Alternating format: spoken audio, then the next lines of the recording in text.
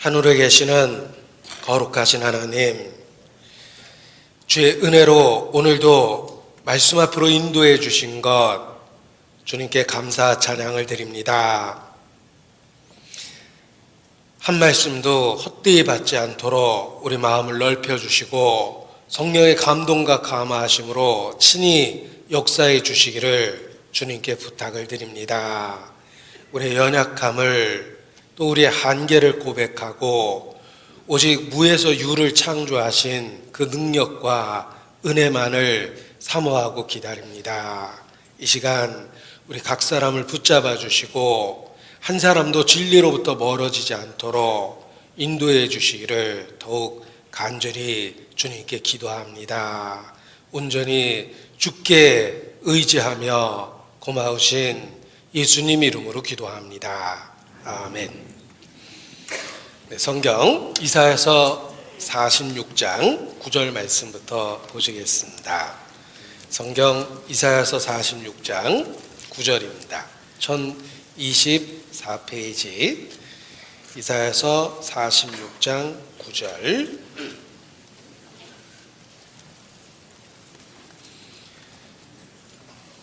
제가 읽어드리겠습니다. 너희는 옛 정리를 기억하라. 나는 하나님이라. 나 외에 다른 이가 없느니라. 나는 하나님이라. 나 같은 이가 없느니라. 내가 종말을 처음부터 구하며 아직 이루지 아니한 일을 옛적부터 보이고 이루기를 나의 모략이 설 것이니 내가 나의 모든 기뻐하는 것을 이루리라 하였노라. 성경은 하나님이 보시는 인류의 역사며 기록된 목적과 관련해서는 인간을 구원하시려는 하나님의 구원 계획서다라고 말씀드릴 수 있습니다. 성경을 분석해 보면 인류 역사의 과거도 기록되어 있고 또한 미래에 대한 예언도 있습니다. 과거 역사를 주신 것은 교훈과 거울과 경계로 주신 것입니다. 또한 장래일을 말한 예언을 주신 것은 예언의 성취를 통해서 하나님은 살아계시며 하나님께서 역사의 주권자라는 것을 우리에게 입증해 주시기 위해서 또한 예언의 말씀을 주신 것입니다. 9절에도 너희는 옛 정리를 기억하라. 인간 역사의 과거를 말씀하실 수 있는 분은 하나님 한 분이십니다. 그리고 10절에 내가 종말을 처음부터 구하며 아직 이루지 아니한 일을 옛적부터 보이고 이르기를. 성경에는 옛정일 뿐만 아니라 종말, 마지막 시대에 있을 일, 그리고 아직 이루지 아니한 일, 기록될 당시 미래에 대한 예언을 주셨습니다. 성경에는 많은 예언이 있습니다. 종말에 대한 이야기, 또 아직 이루지 아니한 일들, 미래에 대한 이야기가 성경에 가득합니다. 여기 그대로 인용해 봤습니다. 이사야서 46장 10절. 내가 종말을 처음부터 구하며 아직 이루지 아니한 일을 옛적부터 보이고 이르기를 나의 모략이 설 것이니 내가 나의 모든 기뻐하는 것을 이루리라 하였노라. 자, 성경을 내용별로 분류했을 때 학자들은 hab이라는 말을 사용합니다. 내용별로 have 이렇게 분석할 수 있습니다. 성경에는 H, history, 역사가 있으며 E, experience, 경험과 체험에 대한 이야기가 있습니다. 그리고 P, prophecy, 장래일에 대한 예언이 있습니다. 성경을 내용별로 분류하면 이와 같이 have 이렇게 표현할 수 있습니다. 그런데 성경의 3분의 1 정도가 장래일을 말한 예언으로 이루어져 있습니다. 왜 하나님께서 많은 예언을 주셨을까? 예언을 주신 목적은 성취를 통해서 하나님은 살아계시고 하나님께서 역사의 주권자라는 것을 입증하기 위해서입니다. 여기 몇 가지 말씀을 또 인용해 봤습니다. 요한복음 14장 29절에 예수께서 이르시기를 이제 일이 이루기 전에 너에게 말한 것은 일이 이룰 때에 너희로 믿게 하려 함이라. 미리 말씀해 주신 이유가 성취를 통해서 우리에게 믿음을 주시기 위해서입니다. 많은 예언이 있다는 것은 그만큼 믿을 만한 많은 예언을 주신 것입니다. 이사야서 48장 3절을 보겠습니다.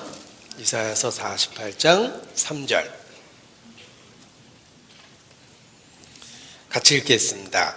여호와께서 가라사대 내가 옛적에 장래사를 고하였고 내 입에서 내어 보였고 내가 호련히 그 일을 행하여 이루었느니라. 성경에는 많은 예언이 있고 그 예언을 역사 속에서 성취하십니다. 예언 그리고 성취를 통해서 하나님은 자기 자신을 증거하고 계십니다. 그래서 빌리그레함 목사님의 유명한 메시지를 인용했는데 한 손에는 성경을 들고 또 한 손에는 조간신문을 들라. 빌리그레함 목사님의 유명한 설교입니다. 조간신문에 나타난 사건과 사고가 놀랍게도 성경에 예언되어 있다는 것입니다. 예언과 성취입니다. 이렇게 많은 예언을 주신 것은 우리로 하여금 믿을 수 있는 확실한 증거를 주신 것입니다. 맥스웰 코어드라는 예언 전문가가 있습니다. 평생 성경의 예언을 연구했는데 성경이 참으로 하나님의 예언이라는 진정성이 있기 위해서는 몇 가지 조건이 있다라는 이런 분석을 했습니다. 성경이 참으로 하나님의 예언의 말씀이 되려면 몇 가지 조건이 있다는 것입니다. 적어도 신의 예언이란 첫 번째, 충분한 예보 기간이 있어야 된다. 오래전에 미리 말씀해 주실 수 있다는 것은 그렇게 할 수 있는 분은 하나님 한 분밖에 없다는 것입니다. 충분한 예보 기간이 있어야 된다. 그리고 두 번째는 예언은 구체적이어야 된다. 추상적이고 모호하면 안 된다는 것입니다. 예를 들면 노스트라담스의 예언은 추상적이고 모호하고 애매합니다. 그러나 참으로 하나님이 주시는 예언이라면 구체적으로 되어 있어야 된다는 것입니다. 예를 들면 예수님에 대한 예언은 아주 구체적입니다. 유다 족속 이새의 아들 다윗의 자손 베들레헴에서 이와 같은 구체적 예언이 320군데나 주어져 있고 예수님은 그것을 그대로 성취시켰습니다. 그래서 하나님의 말씀이라는 걸 받아들일 수 있는 것입니다. 적어도 신의 예언이라면 구체적이어야 된다. 그리고 세 번째는 문화적인 내용을 그 내용이 문화를 초월하고 있어야 된다라고 이렇게 표현을 했습니다. 그는 적어도 하나님의 예언이 되려면 그런 조건이 있어야 된다라는 걸 분석한 겁니다. 그런데 그 모든 조건을 유일하게 충족시키는 책은 사실 성경밖에 없습니다. 나 여호와가 말하였으니 이루리라. 하나님만이 미리 말씀해 주시고 그것을 성취하실 수 있습니다. 역사의 주권자이기 때문에 그렇습니다. 하나님은 우리 마음을 잘 아십니다. 사실 우리가 웬만하면 안 믿을 거라는 것을 아십니다. 우리의 마음이 완고하고 강하고 강팍하다는 거 하나님이 잘 아십니다. 심지어는 말씀 들을 때 졸기까지 하지 않습니까? 어느 안전이라고 조는 게냐. 옛날 왕의 어명을 들을 때 어명을 받을 때 존다라는 것은 왕에 대한 예의가 아닐 겁니다. 김정은이 많은 사람을 숙청했는데 그 중에 하나가 본인이 이야기할 때 딴짓하는 사람, 가까운 친척을 숙청한 이야기도 유명하지 않습니까? 하나님은 한마디로 우리가 강팍하다는 거 아십니다. 하나님의 말씀을 소홀히 여길 거라는 거 아십니다. 그래서 우리에게 큰 목소리로 말씀해 주셨는데 그 큰 목소리라는 게 구체적인 예언 그리고 성취라는 것입니다. 보십시오. 여기 이사야서 48장 3절부터 인용했습니다. 여호와께서 가라사대 내가 옛적에 장래사를 고하였고 내 입에서 내어 보였고 내가 호련히 그 일을 행하여 이루었느니라. 이유가 있습니다. 내가 알거니와 너는 완악하며 내 목에 힘줄은 무세요 내 이마는 노시라. 우리가 얼마나 완고하면 완고하고 악하면 목의 힘줄은 무세요, 이마는 노시라고 표현했겠습니까? 그러므로 내가 이 일을 옛적부터 내게 고하였고 성사하기 전에 그것을 내게 보였느니라. 우리 마음이 강하고 악하고 완고하다는 걸 아시기 때문에 피할 수 없는 확실한 예언을 주신 것입니다. 그래서 성경의 예언을 배워보면 너무나도 구체적인 것이라는 것을 알 수 있습니다. 어떤 분은 열심히 전도했더니 냉정하게 딱 잘라서 말씀하십니다. 전 죽어도 안 믿습니다. 이렇게 말씀하시길래 웬만하면 믿지 왜 죽어도 안 믿으세요? 하고 이렇게 물어봤습니다. 그런데 이분 대답이 걸작입니다. 저는 한 번 안 믿는다면 안 믿습니다. 이렇게 대답하셨습니다. 어렸을 때부터 부모도 자기 고집을 누가 꺾어본 적이 없답니다. 부모조차도. 한 번 안 믿는다면 안 믿습니다. 그래서 그러세요. 성경에도 나옵니다. 이렇게 말씀을 드렸더니 성경에 뭐라고 나오냐고 물어보셨습니다.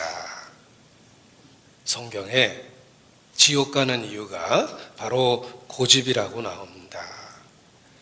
하나님의 인자하심이 너를 인도하여 회개케 하심을 내가 알지 못하여 내 고집과 회개치 아니하는 마음을 따라 심판날에 임할 진노를 내 머리 위에 쌓았도다 라고 말씀하셨습니다. 내 고집과 회개치 아니하는 마음을 따라 하나님의 진노를 머리 위에 쌓았다, 이렇게 표현하셨습니다. 지옥 가는 이유가 바로 고집이라는 겁니다. 이 영적인 고집은 바로 멸망의 원인입니다. 회개란 마음을 바꾸는 것입니다. 진리 앞에서 마음을 바꾸는 것입니다. 고집은 처음의 생각을 붙들고 자기 생각을 바꾸려 하지 않는 것이 바로 고집입니다. 어리석은 것입니다. 자, 이 무조건 안 믿는다, 난 죽어도 안 믿는다, 이런 사람도 믿을 수 있도록 하나님 확실한 증거를 주셨습니다. 구체적인 예언 그리고 성취입니다. 성경은 많은 예언으로 이루어져 있습니다. 믿을 수 있는 확실한 증거를 주신 겁니다. 그런데 세상 모든 나라에 대한 예언을 구체적으로 줄 수 없었기 때문에 이스라엘을 택하고 이스라엘을 중심으로 구체적인 예언을 주신 겁니다. 그래서 이스라엘을 증인이다, 이렇게 부르는 것입니다.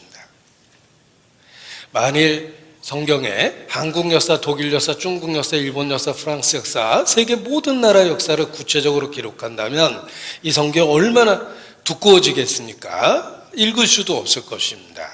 하나님은 이스라엘을 선택하시고 예언의 중심에 이스라엘을 두셨습니다.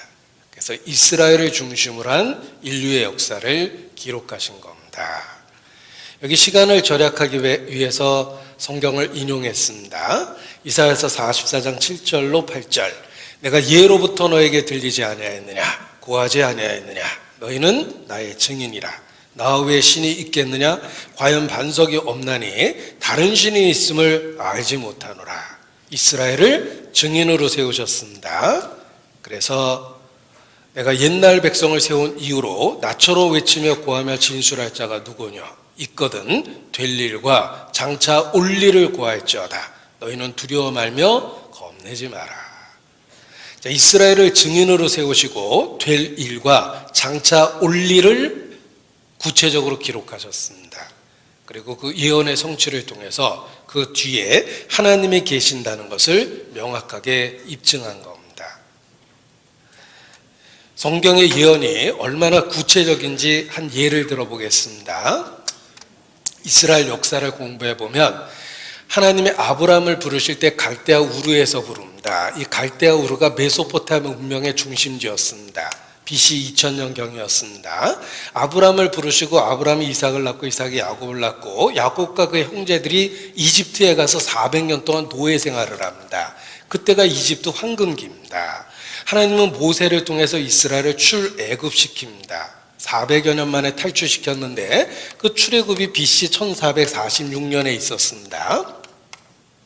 그리고 출애굽한 이후에 광야를 거쳐서 약속의 땅 가나안 땅에 들어왔습니다. 그리고 히브리 황금기를 이룹니다. 이스라엘 나라의 그 최번영기를 누리는데 그때 초대 왕이 사울입니다. 두 번째 왕이 다윗, 세 번째 왕이 솔로몬입니다. 각각 40년을 다스려서 120년 동안 이스라엘이 히브리 문명의 황금기를 이룹니다. SDS는 서도석의 약자가 아닙니다. 삼성 데이터 시스템의 약자도 아닙니다. 사울, 네비, 솔로몬. 이스라엘 통일 왕국 시대의 왕들의 이름입니다. 놀라운 건 40년을 통치했다는 것입니다. 그 통치 연대가 그렇게 40년씩 맞춰져 있다는 것은 이스라엘 뒤에 하나님이 계시다는 가장 확실한 증거입니다. 하나님의 주권이 함께 했던 겁니다. 그리고 솔로몬이 죽은 이후에 나라가 남북으로 분열돼서 우리나라처럼 남북한으로 분리되어 있다가 북쪽에 있는 이스라엘은 아시리아에 의해서 망하게 됩니다. BC 722년에 아시리아에 의해서 망했고 남쪽에 있는 유다라는 나라는 끝까지 버티다가 BC 606년 바벨론의 느부갓네살 왕에 의해서 멸망합니다.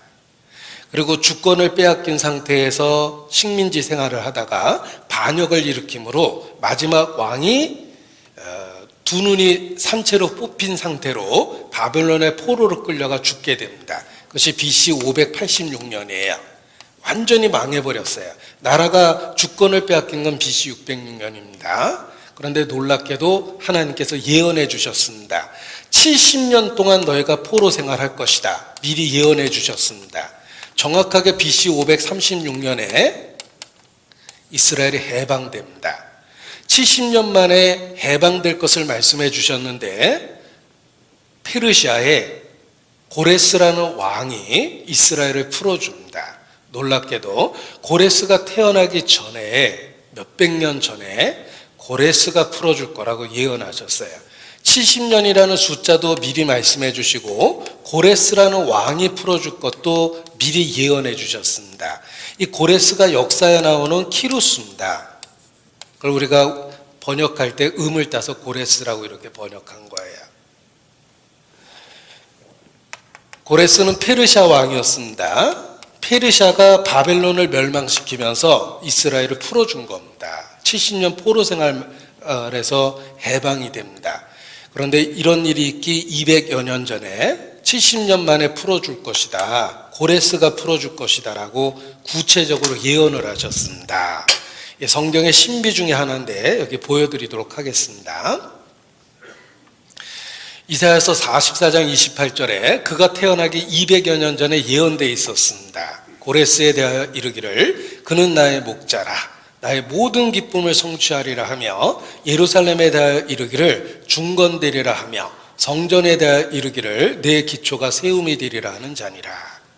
고레스 너는 나를 알지 못하였을지라도 나는 내게 칭호를 주었노라 라고 이사야서 45장에 말씀하셨어요. 고레스를 직접 부르고 그가 태어나기 전에 내가 내 백성을 풀어줄 것이요 성전에 대해서 건축을 하도록 네가 허락할 거다라는 이야기까지 아주 구체적으로 예언하셨습니다. 그리고 에레미야 25장에 70년 동안 바벨론 왕에 의해서 포로 생활할 것도 예언하셨고 29장에도 그렇게 되어 있습니다. 70년이 차면 너희를 이곳으로 돌아오게 하리라 라고 예언되어 있었습니다. 다니엘이 이 성경을 읽고 깨달았어요. 우리 민족이 70년 만에 돌아가는구나. 그래서 다니엘서 9장 2절에 보면 그 통치 원년에 나 다니엘이 서책으로 말미암아 여호와의 말씀이 선지자 에레미야에게 임하여 고하신 그 연수를 깨달았나니 곧 예루살렘의 황무함이 70년 만에 마치리라 하신 것이라. 다니엘도 성경을 읽다가 자신의 민족이 곧 풀려날 거라는 걸 깨닫게 됩니다. 이스라엘이 바벨론에서 70년 동안 포로 생활한 것을 바벨론 유수라고 합니다. 우리 민족에게는 일제 36년이라는 치욕적인 식민지 역사가 있습니다. 이스라엘에게는 바벨론 70년 포로 갔던 그 생활이 그들 역사 속에 아주 중요한 사건입니다. 자, 성경을 노래로 만들어서 가장 널리 대중적으로 히트한 노래가 있습니다. 70년 포로 생활할 때 바벨론 강가에 앉아서 고향을 그리워하며 눈물 지으며 지었던 노래를 그대로 그 시편에 기록되어 있는데, 그것을 멜로디를 붙여서 대중적으로 가장 널리 알려진 노래가 됐습니다. 80년대 전 세계적으로 히트한 노래입니다. 들어보셨을 겁니다. By the river of Babylon, there we sat down, and we wept when we remember Zion. 이라는 그 노래가 이 바벨론 70년 유수를 배경으로 한 시편의 노래입니다. 그때는 그 영어가 무슨 뜻인지 못 알아들어가지고 다들 입을 개고 밥 먹어 이렇게 열심히 따라 불렀던 노래이기도 합니다. 그 노래가 이런 배경을 갖고 있습니다. 성경 시편을 그대로 노래로 만든 거예요. 그게 키루스에 대한 이야기입니다. 이 노래입니다. 이게 시편 137편은 그냥 한 구절도 안 틀리고 그대로 멜로디를 붙인 겁니다. 이 성경을 멜로디를 붙여서 대중적으로 가장 히트한 노래이기도 합니다. 고향을 그리워하는 마음을 노래했기 때문일 겁니다. 이 노래의 배경이 바벨론 유수예요. 이 바벨론에서 풀어준 사람이 키루스, 바로 고레스입니다. 성경의 신비 중에 하나입니다. 자, 이 고고학 잡지라고 소개를 드렸습니다. 돌들이 아직 소리치고 있다. 성경에는 놀라운 사실들 중에 하나인데, 키루스 실린더라는 게 있습니다. 고레스 칙령입니다. 옛날 왕의 명령은 토판에다가 새겨가지고 불로 구웠어요. 그리고 각 도로 배송을 한 겁니다. 왕의 명령이 전달된 거죠. 흙에다가 글을 쓰고 도자기를 굽듯이 불로 구워서 단단하게 만들어서 왕의 명령을 전달해 준 겁니다. 그런데 이 고레스 실린더, 그 왕의 그 명령이 발견이 됐는데 이스라엘의 자유 귀환을 허용하는 성경적인 내용이 써 있었어요. 성경이 사실이었던 겁니다. 이 고레스 칙령에 대한 이야기가 참 유명합니다. 성경의 신비 중에 하나예요. 역사 다큐멘터리에도 나오는데 보십시오. 페르시아의 고레스가, 키루스가 이스라엘의 석방, 해방을 선언하고 그들을 풀어주고 성전을 지을 수 있도록 허락했다는 것입니다. 트럼프가 2017년 12월 예루살렘을 이스라엘의 수도로 인정하고 적극 지원하겠다고 선언함으로 중동 화약고에 불을 던졌습니다. 이스라엘 사람들은 그 트럼프 대통령을 키루스, 이 고레스에 비유해서 기념 주화도 만들었습니다. 그래서 성경의 예언이 우리 시대에 재조명된 겁니다. 바벨론 70년에서 해방시켜주고 성전 건축을 허락한 그 옛날의 페르시아의 고레스나 우리 시대의 트럼프가 많은 국가의 UN 150여 개 국가가 반대했음에도 불구하고 예루살렘을 이스라엘의 수도로 인정하고 대사관을 옮기겠다고 선언한 것과 같은 맥락에 있다는 것입니다. 그래서 트럼프를 그 옛날 페르시아의 고레스에 비유한 것입니다. 이런 역사적 배경이 있습니다. 이 고레스에 대한 이야기는 성경 예언 중에 가장 신비한 것 중에 하나입니다. 그런데 너무 오래전에 있었던 일이라 혹 우리에게 설득력이 떨어질 수 있습니다. 그런데 우리 시대, 이 시대에 놀라운 기적이 실제로 일어났습니다. 그것이 바로 이스라엘의 독립입니다. 우리가 21세기를 맞이해서 살고 있습니다. 20세기를 마감했는데 20세기를 대표하는 10대 사건을 많은 학자들이 요약했습니다. 20세기에는 여러 가지 큰일이 있었습니다. 인류가 달나라에도 갔었고 텔레비전을 발명해서 보급도 했고 컴퓨터의 사용이 보편화됐습니다. 20세기에는 참 많은 일이 있었는데 사회과학자들은 20세기 최고의 사건은 1948년 5월 14일이다 라고 얘기합니다. 이스라엘의 독립입니다. 왜 사회과학자들이 이스라엘의 독립을 20세기 최고의 사건이라고 선정한 것일까? 그 이유가 있습니다. 이스라엘은 BC 606년에 바벨론에 의해서 망했고 바벨론에 의해서 망한 이스라엘은 페르시아에 의해서 식민지 생활했으며 페르시아는 알렉산더가 이끄는 헬라, 그리스에 의해서 망하고 다시 그리스에 의해서 식민지 생활합니다. 그리고 알렉산더가 갑자기 죽으면서 4명의 장군들이 나라를 넷으로 쪼개서 나누어 가졌습니다. 그것을 재통합한 것이 로마예요. 이스라엘은 끊임없이 600여 년 동안 식민지 생활하다가 이 로마 시대의 AD 70년 타이투스에 의해서 전 세계에 흩어지게 됩니다. 이걸 디아스포라라고 해요. 유대인이 전 세계에 흩어진 사건입니다. 세계사에 나오는 사건이죠. 그런데 우리 시대에 성경에 예언된 그대로 이스라엘이 독립했습니다. 20세기 최고의 기적입니다. 생각해 보세요. 나라가 없어진 지 2600년 만에 독립한 나라, 전 세계에 흩어진 지 2000년 만에 독립한 나라, 이스라엘입니다. 인류 역사 속에서 이런 일은 없었습니다. 나라가 없어진 지 2600여 년 만에 독립한 거예요. 제가 잉크병을 갖고 서해안에 가서 밀물 들어올 때 잉크병을 쏟았더니 바다에 쏟아지면서 파도가 치면서 다 흩어져서 없어졌습니다.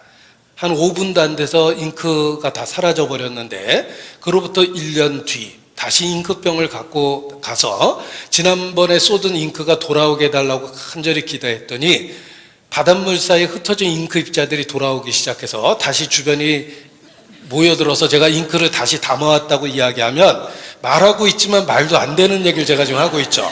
예. 이스라엘이 독립했다는 게 그런 뜻이에요. 전 세계 흩어져서 2000여 년이 지났는데 어떻게 돌아옵니까? 기적이 일어났어요. 우리 시대 이스라엘이 돌아왔습니다. 문자 그대로 돌아왔어요. 성경의 예언이 문자 그대로 성취된 겁니다. 강남 갔던 제비가 돌아오면 봄이 온 겁니다. 전 세계에 흩어졌던 이스라엘이 돌아오면 역사의 끝이 온 거예요. 우리 시대가 그래서 성경적인 마지막 시대라고 이야기합니다. 끝날에 내 백성이 돌아오리라. 정말 그들이 돌아왔습니다. 20세기 최고의 기적이 일어난 거예요. 2600년 만에 다시 회복된 나라, 전 세계에 흩어진 지 2000여 년 만에 다시 회복된 나라, 이스라엘입니다. 성경은 마지막 때 이스라엘이 회복된다고 아주 구체적으로 예언하고 있습니다. 보십시오. 이스라엘이 회복된다는 성경 구절을 몇 구절 모아봤습니다. 너는 또 말하기를 주 여호와의 말씀에 내가 너희를 만민 가운데서 모으며 모아내고, 모은다라는 말이 히브리 말로 키부츠라는 어원을 갖고 있는데 이스라엘 건국 모태가 됐죠. 전 세계에 흩어졌던 그들이 돌아와서 집단 농장을 형성했는데 그게 키부츠와 모사부예요. 키부츠라는 말이 모은다라는 단어에서 유래된 겁니다. 만민 가운데서 모으며 너희를 흩은 열방 가운데서 모아내고, 통계학적으로 136개 국가예요. 이스라엘 땅으로 너희에게 주리라 하셨다라. 정말 조상들이 살던 땅으로 돌아왔어요. 그동안에 이스라엘 땅은 이름이 바뀌었어요. 가나안이라는 이름에서 팔레스타인이라는 이름으로 바뀐 거예요. 그들이 팔레스타인으로 돌아왔습니다. 나 주 여호와가 말하노라. 내가 열방에 흩어있는 이스라엘 족속을 모으고 그들로 인하여 열국의 목전에서 내 거룩함을 나타낼 때 그들이 곧 내 종 야곱에게 준 땅에 거할지라. 조상들이 살던 땅으로 돌아왔습니다. 내가 너희를 열국 중에서 취하여내고 열국 중에서 모아 데리고 어디로 들어갑니까? 고토에 들어가서. 같이 읽겠습니다. 내가 저희를 그 본토에 심으리니 저희가 나의 준 땅에서 다시 뽑히지 아니하리라. 이는 내 하나님 여호와의 말씀이니라. 이스라엘, 그들의 회복을 예언했는데 문자 그대로 성취됐습니다. 유대인은 예수님을 살해하고 전 세계에 흩어졌어요. 5인 가족이 있다면 5군데로 팔아버렸답니다. 그런데 마지막 때 이스라엘이 돌아온다 그랬죠? 우리 시대에 돌아왔어요. 그들이, 이스라엘이 돌아왔습니다. 그래서 성경적인 마지막 시대다, 이렇게 이야기하는 겁니다. 기적이 일어난 거예요. 보세요. 자, 20세기 최고의 기적, 이스라엘의 독립입니다. 우리는 그 예언의 성취 시대를 살고 있습니다. 자, 이스라엘은 알라신을 믿는 회교국가 한복판에 나라를 세웠습니다. 독립 선언과 동시에 전쟁이 터졌습니다. 아랍 국가가 그냥 두고 볼 수가 없었죠. 그 다음날 전쟁이 터졌다고 이야기하지만 시간을 계산해 보면 몇 시간 뒤에 바로 아랍 국가가 연합전선을 형성해서 전쟁을 일으켰습니다. 제일 먼저 옆에 있는 이집트 군대가 쳐들어왔는데 한 800여 명의 정규군이 4대의 전차와 장갑차 등 기갑부대와 공군의 지원까지 받으면서 바로 전쟁을 일으켰습니다. 당시 이스라엘은 독립선언을 했지만 군대가 없었어요. 니림이라는 마을에 쳐들어왔는데 약 3, 40명의 민병대, 자경대 수준의 군대가 있었답니다. 그 중에 12명이 여자였고 할머니들도 포함되어 있었답니다. 그들은 소총으로 무장되어 있고 기관정 한정, 박격포 한 대로 무장되어 있었는데 전차와 장갑차로 무장한 이집트 군대를 대파시킵니다. 기적이 일어난 거예요. 그 전쟁에 대한 그 다큐멘터리를 보면 심지어는 철모까지 돌려서 썼다 이렇게 돼 있어요. 그만큼 부족한 상태에서 훈련받은 정규군과 전쟁을 했음에도 불구하고 이스라엘이 니림이라는 마을에서 첫 번째 승리를 거둡니다. 그리고 빠른 속도로 전 세계 유대인들이 스스로 자원해서 전쟁에 참여했습니다. 가장 빠른 시간 군대를 조직한 사례가 이스라엘의 독립전쟁이에요. 독립선언할 때는 군대 조직이 없었는데 전쟁 발발과 동시에 전 세계 유대인들이 몰려들기 시작했습니다. 가장 빠른 시간에 군대가 조직된 사례로 역사에 기록되어 있어요. 이스라엘의 승리로 끝이 납니다. 기적이 일어난 거예요. 우리 시대. 이스라엘, 그들이 돌아왔습니다. 자, 아무리 강박한 사람도 혹 기적이 일어나면 믿을 수 있을 겁니다. 최고의 기적은 죽은 사람이 살아나는 걸 겁니다. 그런데 하나님은 스케일이 크십니다. 죽은 사람을 살린 게 아니라 죽은 민족을 살렸습니다. 온 인류 앞에 이스라엘, 죽은 민족을 살리신 거예요. 이것이 하나님이 믿을 수 있는 확실한 증거를 주신 겁니다. 자, 에스겔 선지자는 2500여 년 전 선지자입니다. 그에게 예언하셨습니다. 뼈가 심이 많고 아주 말랐더라. 마른 뼈가 가득한 골짜기에 데리고 가서 그 뼈들을 살아나라고 명령을 해보라고 이렇게 얘기하십니다. 이 마른 뼈가 가득한 골짜기에 데리고 가셔서 이 뼈들이 능히 살겠느냐, 한번 살아나라고 명령을 해보라라고 얘기하셨는데, 명령하니까 이 뼈 저 뼈가 들어맞고 힘줄이 생기고 살이 오르고 가죽이 덮이고 생기가 그들에게 들어가서 서는데 큰 군대가 됐습니다. 마른 뼈가 살아 일어나는 광경을 환상으로 보여주시고 설명해 주십니다.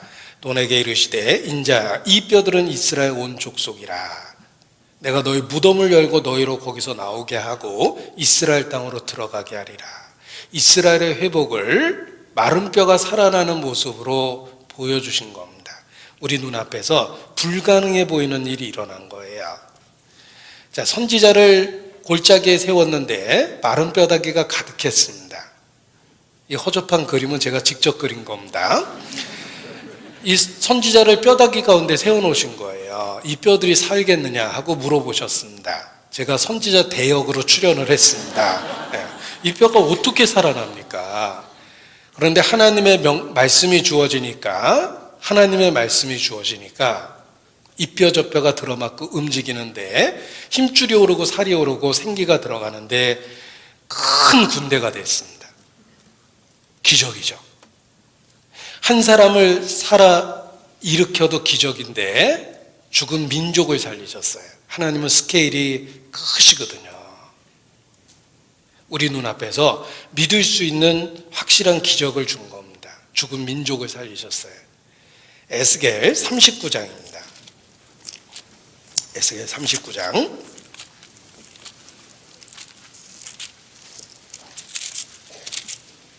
27절 28절 보겠습니다.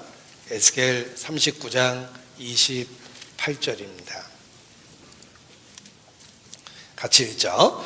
전에는 내가 그들로 사로잡혀 열국에 이르게 하였거니와 후에는 내가 그들을 모아 고토로 돌아오게 하고 그 한 사람도 이방에 남기지 아니하리니 그들이 나를 여호와 자기들의 하나님인 줄 알리라.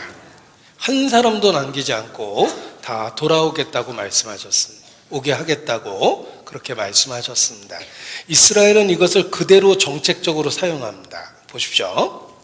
이 길라드라는 병사 하나가 아랍의 포로가 됐는데 이 한 사람의 포로를 위해서 이스라엘이 수천 명을 풀어주겠다고 결정을 합니다. 길라드라는 병사 하나를 위해서 1027명의 포로를 풀어줬어요. 이 구절을 그냥 문자 그대로 실천한 거예요. 뉴스에도 나왔습니다. 이스라엘과 하마스가 합의한 대규모 포로 맞교환 작업이 본격화됐습니다. 이스라엘이 병사 1명을 받고 포로 1000여 명을 내주는 건데 글쎄요, 논란도 끊이지 않을 전망입니다. 신상호 기자가 보도합니다. 이스라엘 병사 1명과 팔레스타인 재소자 1027명을 맞바꾸는 작업이 시작됐습니다. 문자 그대로 이 말씀을 실천하고 있습니다. 이스라엘 병사 하나를 위해서 모든 걸 희생해도 된다라는 거예요. 하나님이 그렇게 말씀하셨으니까. 우리 제주도 앞에서 이스라엘 배가 침몰했습니다. 이스라엘에서 직접 수색대를 보내서 바닷을 샅샅이 뒤지기 시작했습니다. 몇 개월째. 우리나라 정부에서 그만 찾고 돌아가라고 그랬어요. 그때 이스라엘 정부가 대답하기를 우리는 한 사람의 이스라엘 시체라도, 유대인의 시체라도 이방의 바다에 버려두지 않는다. 찾을 때까지 찾겠다. 이렇게 얘기했다가 신문에 났던 사건이 있습니다. 부러운 이스라엘 동포에 제주 남해 침몰 실종 자국 선언 수색 4개월째 단 한 명의 시신이라도 찾겠다. 모든 이스라엘인들은 이스라엘 땅으로 돌아온다. 단 한 사람의 시신이라도 외국에 내버려둘 수 없다는 집념을 보여주고 있다. 시체 하나도 포기하지 않겠다는데 살아있는 사람은 말할 것도 없는 거예요. 그들이 돌아왔고 성경 말씀 그대로 한 사람도 남기지 않겠다는 이 말씀을 문자 그대로 그들은 실천합니다. 예를 들면 1973년 10월 전쟁 때 시나이 반도에서 많은 이스라엘 병사가 죽었는데 사막에서 죽으면 시체를 못 찾는 데입니다. 바람이 불면 모래 언덕에 의해서 쌓여버리기 때문에 산이 여기 있다가 그 다음날은 산이 이쪽으로 간대요. 모래의 움직임이 그렇게 심화됩니다. 시체 못 찾는 데입니다. 그런데 1973년도에 죽은 유해를 아직도 찾아요. 이스라엘 정부가. 아직도 그것만 전담한 수색대가 있어서 사막에서 그 시체를 아직도 찾습니다. 절대 이스라엘 사람, 유대인 시체라도 하나라도 버려두지 않겠다는 집념이에요. 이 성경 말씀이냐 문자 그대로 우리 시대에 성취된 겁니다. 게다가 더 놀라운 기적은 보세요. 죽은 히브리어를 되살렸어요. 히브리어는 이미 사어였는데 그들은 독립과 동시에 죽은 히브리어를 되살렸습니다. 히브리어 철자가 자음으로 22글자예요. 그 자음 22글자를 다시 쓸 수 있도록 언어를 되살렸어요. 지금 이스라엘에 가면 영어 쓰거나 히브리어 씁니다. 유대인은 13살이 되면 성인식을 하며 공개석상에서 모세 오경을 히브리어로 읽어야지 어른 대우를 해줍니다. 죽은 히브리어를 되살렸어요. 우리는 일제 36년 식민지 생활 동안에 언어가 망가졌어요. 우리 언어 속에 일본어가 얼마나 많습니까? 제 몸뚱아리만 들여다봐도 다 일본어 투성입니다. 스봉, 우아기, 메리아스, 빤스, 찌찌 이거 다 일본 말이죠. 일제 36년이 우리 언어를 다 망가뜨린 거예요. 그런데 이스라엘은 2000여 년 동안 떠들면서 언어가 없어졌는데 죽은 히브리어를 되살렸어요. 기적입니다. 민족이 되살아났죠? 죽은 언어가 되살아났죠. 더 놀라운 건 원래 이스라엘 땅은 젖과 꿀이 흐르는 옥토예요. 그런데 이스라엘이 저주받으니까 너희의 땅이 황무하며 너희의 성이 황폐하리라. 그러나 끝날에 내 백성이 돌아오면 장차 기경이 될 것이라. 기경이라는 말이 밭가는 땅이라는 거예요. 사막에서 농사 짓는 나라는 이스라엘밖에 없습니다. 주변에 있는 아랍 국가는 다소 충격적이지만 식량 자급률이 1% 미만입니다. 99%를 곡물 메이저, 유대 곡물 메이저에게 사먹어요. 따라서 중동 전쟁은 장기전이 불가능하답니다. 식량 99%를 유대 곡물 무역상에게 사먹는 주제에 어떻게 전쟁을 합니까? 전쟁 발발과 동시에 식량 교역은 중단이에요. 전략 상품이기 때문에. 중동 전쟁은 장기전이 불가능하다 그래요. 아랍은 식량 자급률이 1% 미만입니다. 엄청나게 충격적이잖아요. 이스라엘은 농업인구 10% 미만임에도 불구하고 70%를 수출하는 농업 국가예요. 사막에서 농사 짓는 나라 보셨어요? 이스라엘이에요. 기적입니다. 전에는 황막에 보이던 그 땅이 장차 기경이 될 것이라 정말 그렇게 됐어요. 이스라엘은 사막에서 농사를 짓고 있고 박정희 대통령이 이걸 벤치마킹했어요. 우리는 전쟁으로 전 국토가 불탔는데 이스라엘은 사막에서 농사 짓는 기적을 만들었고 우리는 전쟁으로 불탔던 국토를 회복시키자. 그게 새마을 운동입니다. 이 새마을 운동이 이스라엘의 건국 녹화 사업을 한국화했다고 역사에도 나옵니다. 그쪽이 원조라는 거예요. 우리가 그걸 벤치마킹해서 새마을 운동을 한 겁니다. 이스라엘은 황무지를 옥토로 바꿔버렸습니다. 성경 예언이 문자 그대로 성취된 거예요. 보십시오. 원래 이스라엘 땅은 포도 한 송이를 두 장정이 어깨로 메웠다는 성경 말씀처럼 굉장히 비옥한 땅입니다. 그런데 이스라엘이 저주받고 완전히 황무지가 됐어요. 농사가 불가능한 땅입니다. 이 마크 트웨인이 여행을 했는데 1856년 갈릴리 호수에서 예루살렘까지 여행을 했는데 40마일을 걸어갔는데 나무 한 그루를 못 봤고 사람 한 명도 못 봤다고 썼어요. 그 황무하던 땅이 이스라엘이 돌아오자마자 기적이 일어났어요. 젖과 꿀이 흐르는 낙원으로 바뀌어서 이것이 지금의 이스라엘이에요. 사막에서 농사를 짓고 있습니다. 기적을 만들었어요. 이것이 지금의 이스라엘입니다. 성경 예언이 문자 그대로 성취됐습니다. 전에는 황무하게 보이던 그 땅이 에덴 동산처럼 될 것이라 말씀하셨어요. 기적을 만들었습니다. 이것이 지금의 이스라엘입니다. 사막에서 농사를 짓는데 사람은 못 살아도 농사는 짓는데요. 물이 있으면 농사가 가능하고 그 기술을 개발을 한 거예요. 그래서 황무질과 젖과 꿀의 땅으로 바꿨는데 이 사람은 살 수 없지만 농사는 지을 수 있도록 해놨습니다. 사막에서 꽃을 피웠다고 그러죠. 유대인들의 기술이 얼마나 대단하냐면 그들의 R&D, 라면 단무지? 리서치 앤 디벨롭먼트입니다. 사람들은 알아봐야 살 수 없습니다. 숨막히는 열기 때문에 식물들만 자라게 해놨대요. 여기 이스라엘 소들은 마리당 매년 평균 12,000리터의 우유를 생산하는데 미국과 영국 소는 마리당 6,000리터 생산한답니다. 이스라엘 소들까지 은혜 받아서 더블로 우유를 생산하고 있어요. 기적을 만든 겁니다. 그 기적 뒤에 하나님이 계세요. 이스라엘이 사막에서 농사 짓고 있는 것 자체가 기적이라고 이야기합니다. 영상 하나 보여드립니다.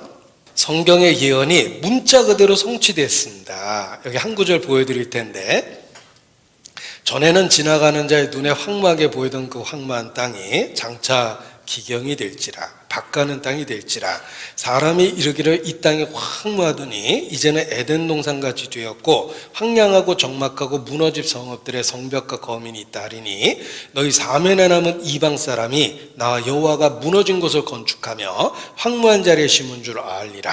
나 여호와가 말하였으니 이루리라. 불가능한 일이 일어났어요. 그들이 돌아왔습니다. 그들의 땅이 회복됐습니다. 그들의 언어가 회복됐습니다. 기적이에요. 보십시오. 또 하나의 기적이 있습니다. 이스라엘은 AD 70년 로마의 타이투스에 의해서 전 세계에 흩어졌습니다. 성전은 불탔습니다. 그들의 민족적 소원은 예루살렘을 되찾는 거예요. 예루살렘은 약속과 축복을 상징하며 성전이 있는 예배의 도시예요.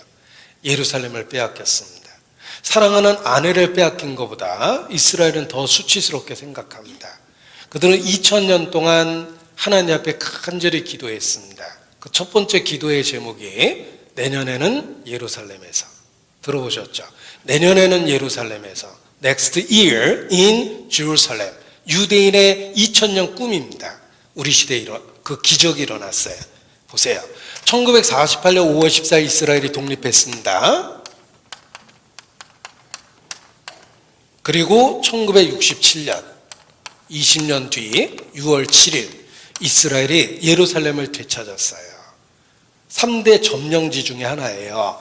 우리가 중동 사태가 3대 점령지 때문에 있다라고 그렇게 이야기하는데 이게 이스라엘 지도입니다. 여기가 지중해라는 바다고 갈릴리 호수고 사해바다, 이게 요단강이고 사해바다예요. 3대 점령지란 해안 평야지대, 가자지구, 그리고 갈릴리 호수 북쪽에 있는 골란고원, 군사적 요충지예요.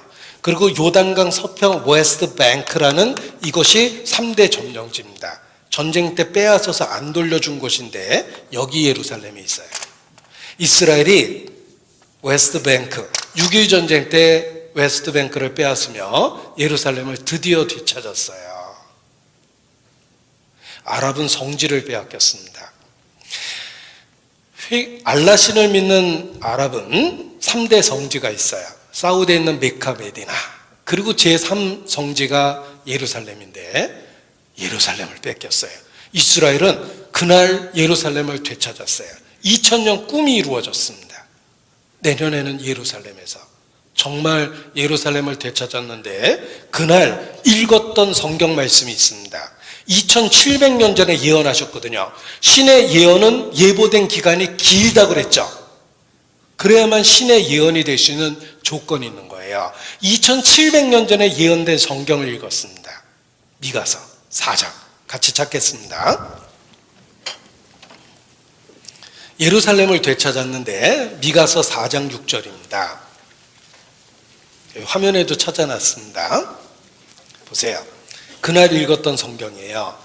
여호와께서 말씀하시되 그날에는 내가 저는 자를 모으며 쫓겨난 자와 내가 환난받게 한 자를 모아 그 저는 자로 남은 백성이 되게 하며 멀리 쫓겨났던 자로 강한 나라가 되게 하고 나 여호와가 시온산에서 이제부터 영원까지 그들을 치리하리라 하셨나니 너 양떼의 망대였다 시온의 산이여 이전 권능 곧 딸 예루살렘의 나라가 되기로 돌아오리라.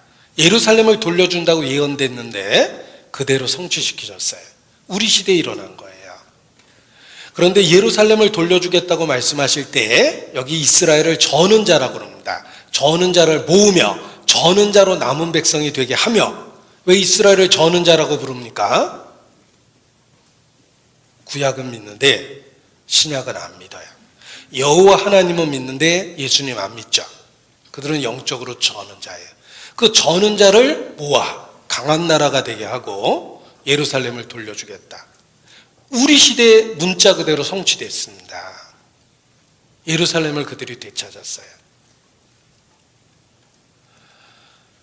우리는 예언의 성취 시대를 살고 있는 겁니다. 여기 미국 그 한 정치인을 인터뷰한 내용인데 한번 보여드리도록 하겠습니다. 미국의 한 정치인을 인터뷰한 모습이에요. 우리 시대의 예언의 시계가 움직이고 있다. 그렇습니다. 이스라엘이 돌아왔고 예루살렘을 돌려주셨어요. 그래서 성경적인 마지막 시대라고 이야기합니다.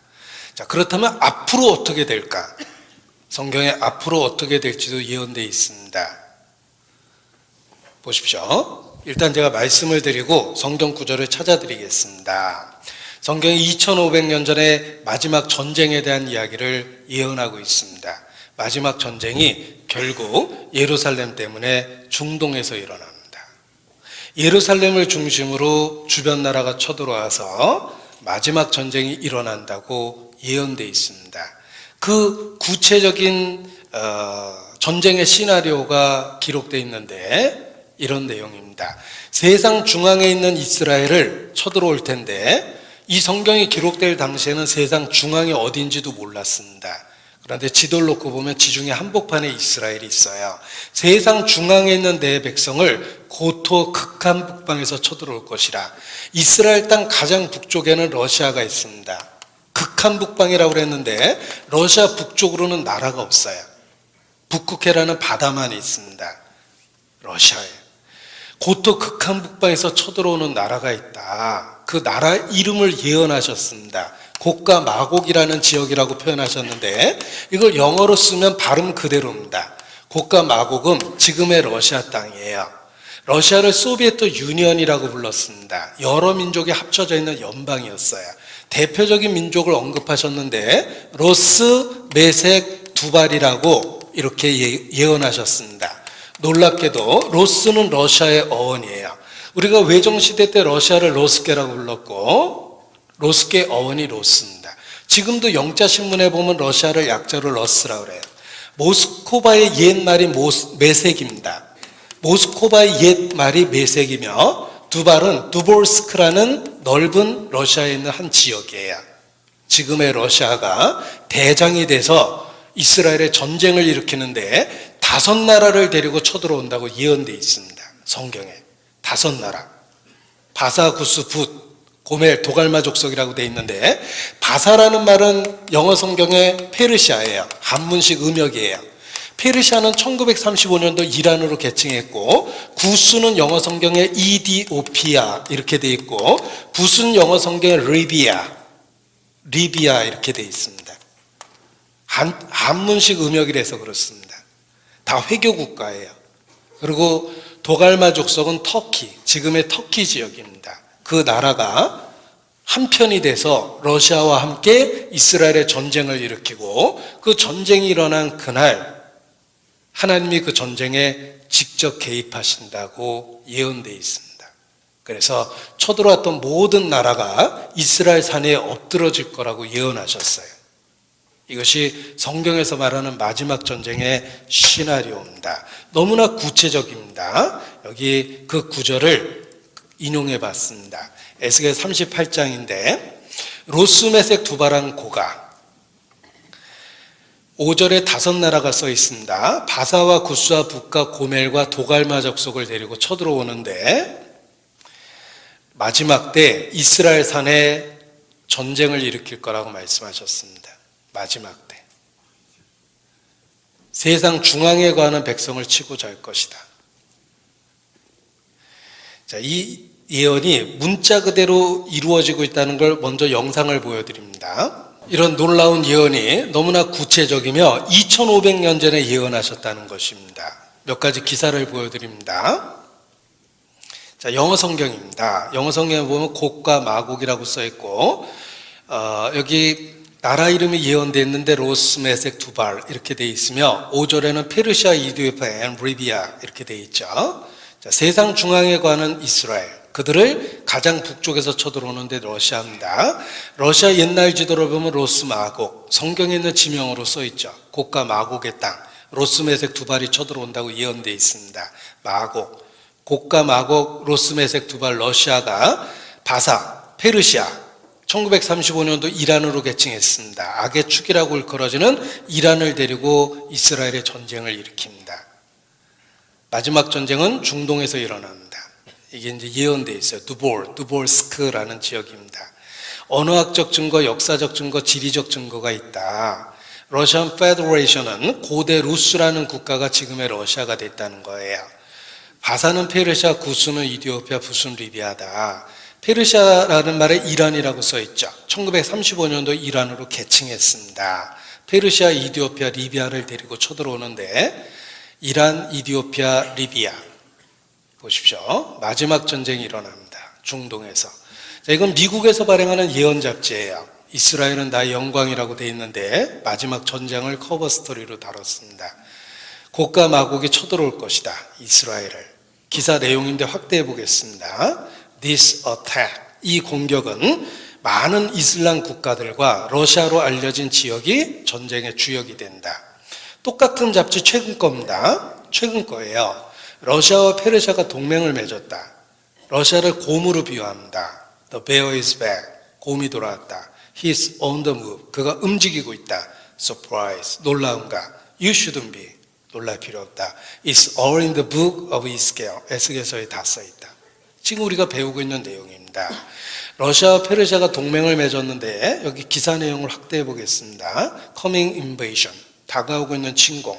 에스겔이 쓴 것처럼 러시아가 페르시아, 이디오피아, 리비아를 데리고 전쟁을 일으킨다는 거예요. 타임지 군사 전문가들은 북극곰 러시아가 중동의 전쟁을 일으킬 거다라고 예언했고 이건 비블리컬 리서치라는 이스라엘에서 발행하는 잡지예요. 타이틀 보세요. When will Russia invade Israel? 언제 러시아가 이스라엘 침공할 것이냐? 타이틀 기사입니다. 레이건도 크리스찬이기 때문에 마지막 전쟁을 믿었어요. 그래서 소비에트 유니언 is evil empire. 소련이 바로 마지막 전쟁의 주역인 악마의 제국이다. 이거 레이건이 했던 말입니다. 이스라엘은 그걸 잘 알고 있기 때문에 핵무기 대부분을 소련 본토를 겨냥해 놨답니다. 이스라엘이 핵무기를 끊임없이 모아서 200개가 넘었고 최근에 400개가 넘었는데 러시아 정보기구에서 조사해 봤더니 거의 대부분 러시아 본토를 겨냥해 놨답니다. 왜 쟤들이 러시아 본토를 향해서 배치했을까? 러시아 정보부 보고서에 나옵니다. SL 38장. 그들은 성경을 문자 그대로 믿고 있다 해요. 이스라엘 핵무기 400개 지금은 넘게 갖고 있습니다. 김정은 한두 개밖에 안 갖고 있는데 더 무서운 나라가 이스라엘이죠. 게다가 보세요. 꺾어진 러시아 그랬죠. 지금 필요한 건 전쟁이다. 러시아는 산유국가입니다. 유가가 떨어지면 국가가 파산되게 돼 있어요. 계속되는 유가 하락을 러시아는 견딜 수가 없고 러시아는 군수산업으로 이루어진 나라예요. 이 평화시대에 무기를 팔 데가 없어요. 미국은 대한민국에다 팔아먹는데 러시아는 무기를 팔 데가 없어요. 북한은 가난해서 사지도 못해요. 어디 전쟁이라도 나야 되는데 지금 필요한 건 전쟁이라고 그랬죠. 우리 시대에 성경의 예언이 문자 그대로 성취되는 겁니다. 여러분 아침에 눈 떠보니까 KBS 뉴스 속보에 중동에서 전쟁 났다는 이야기 들을 겁니다. 그 주역은 러시아예요. 아랍 국가를 데리고 이스라엘의 전쟁을 일으킵니다.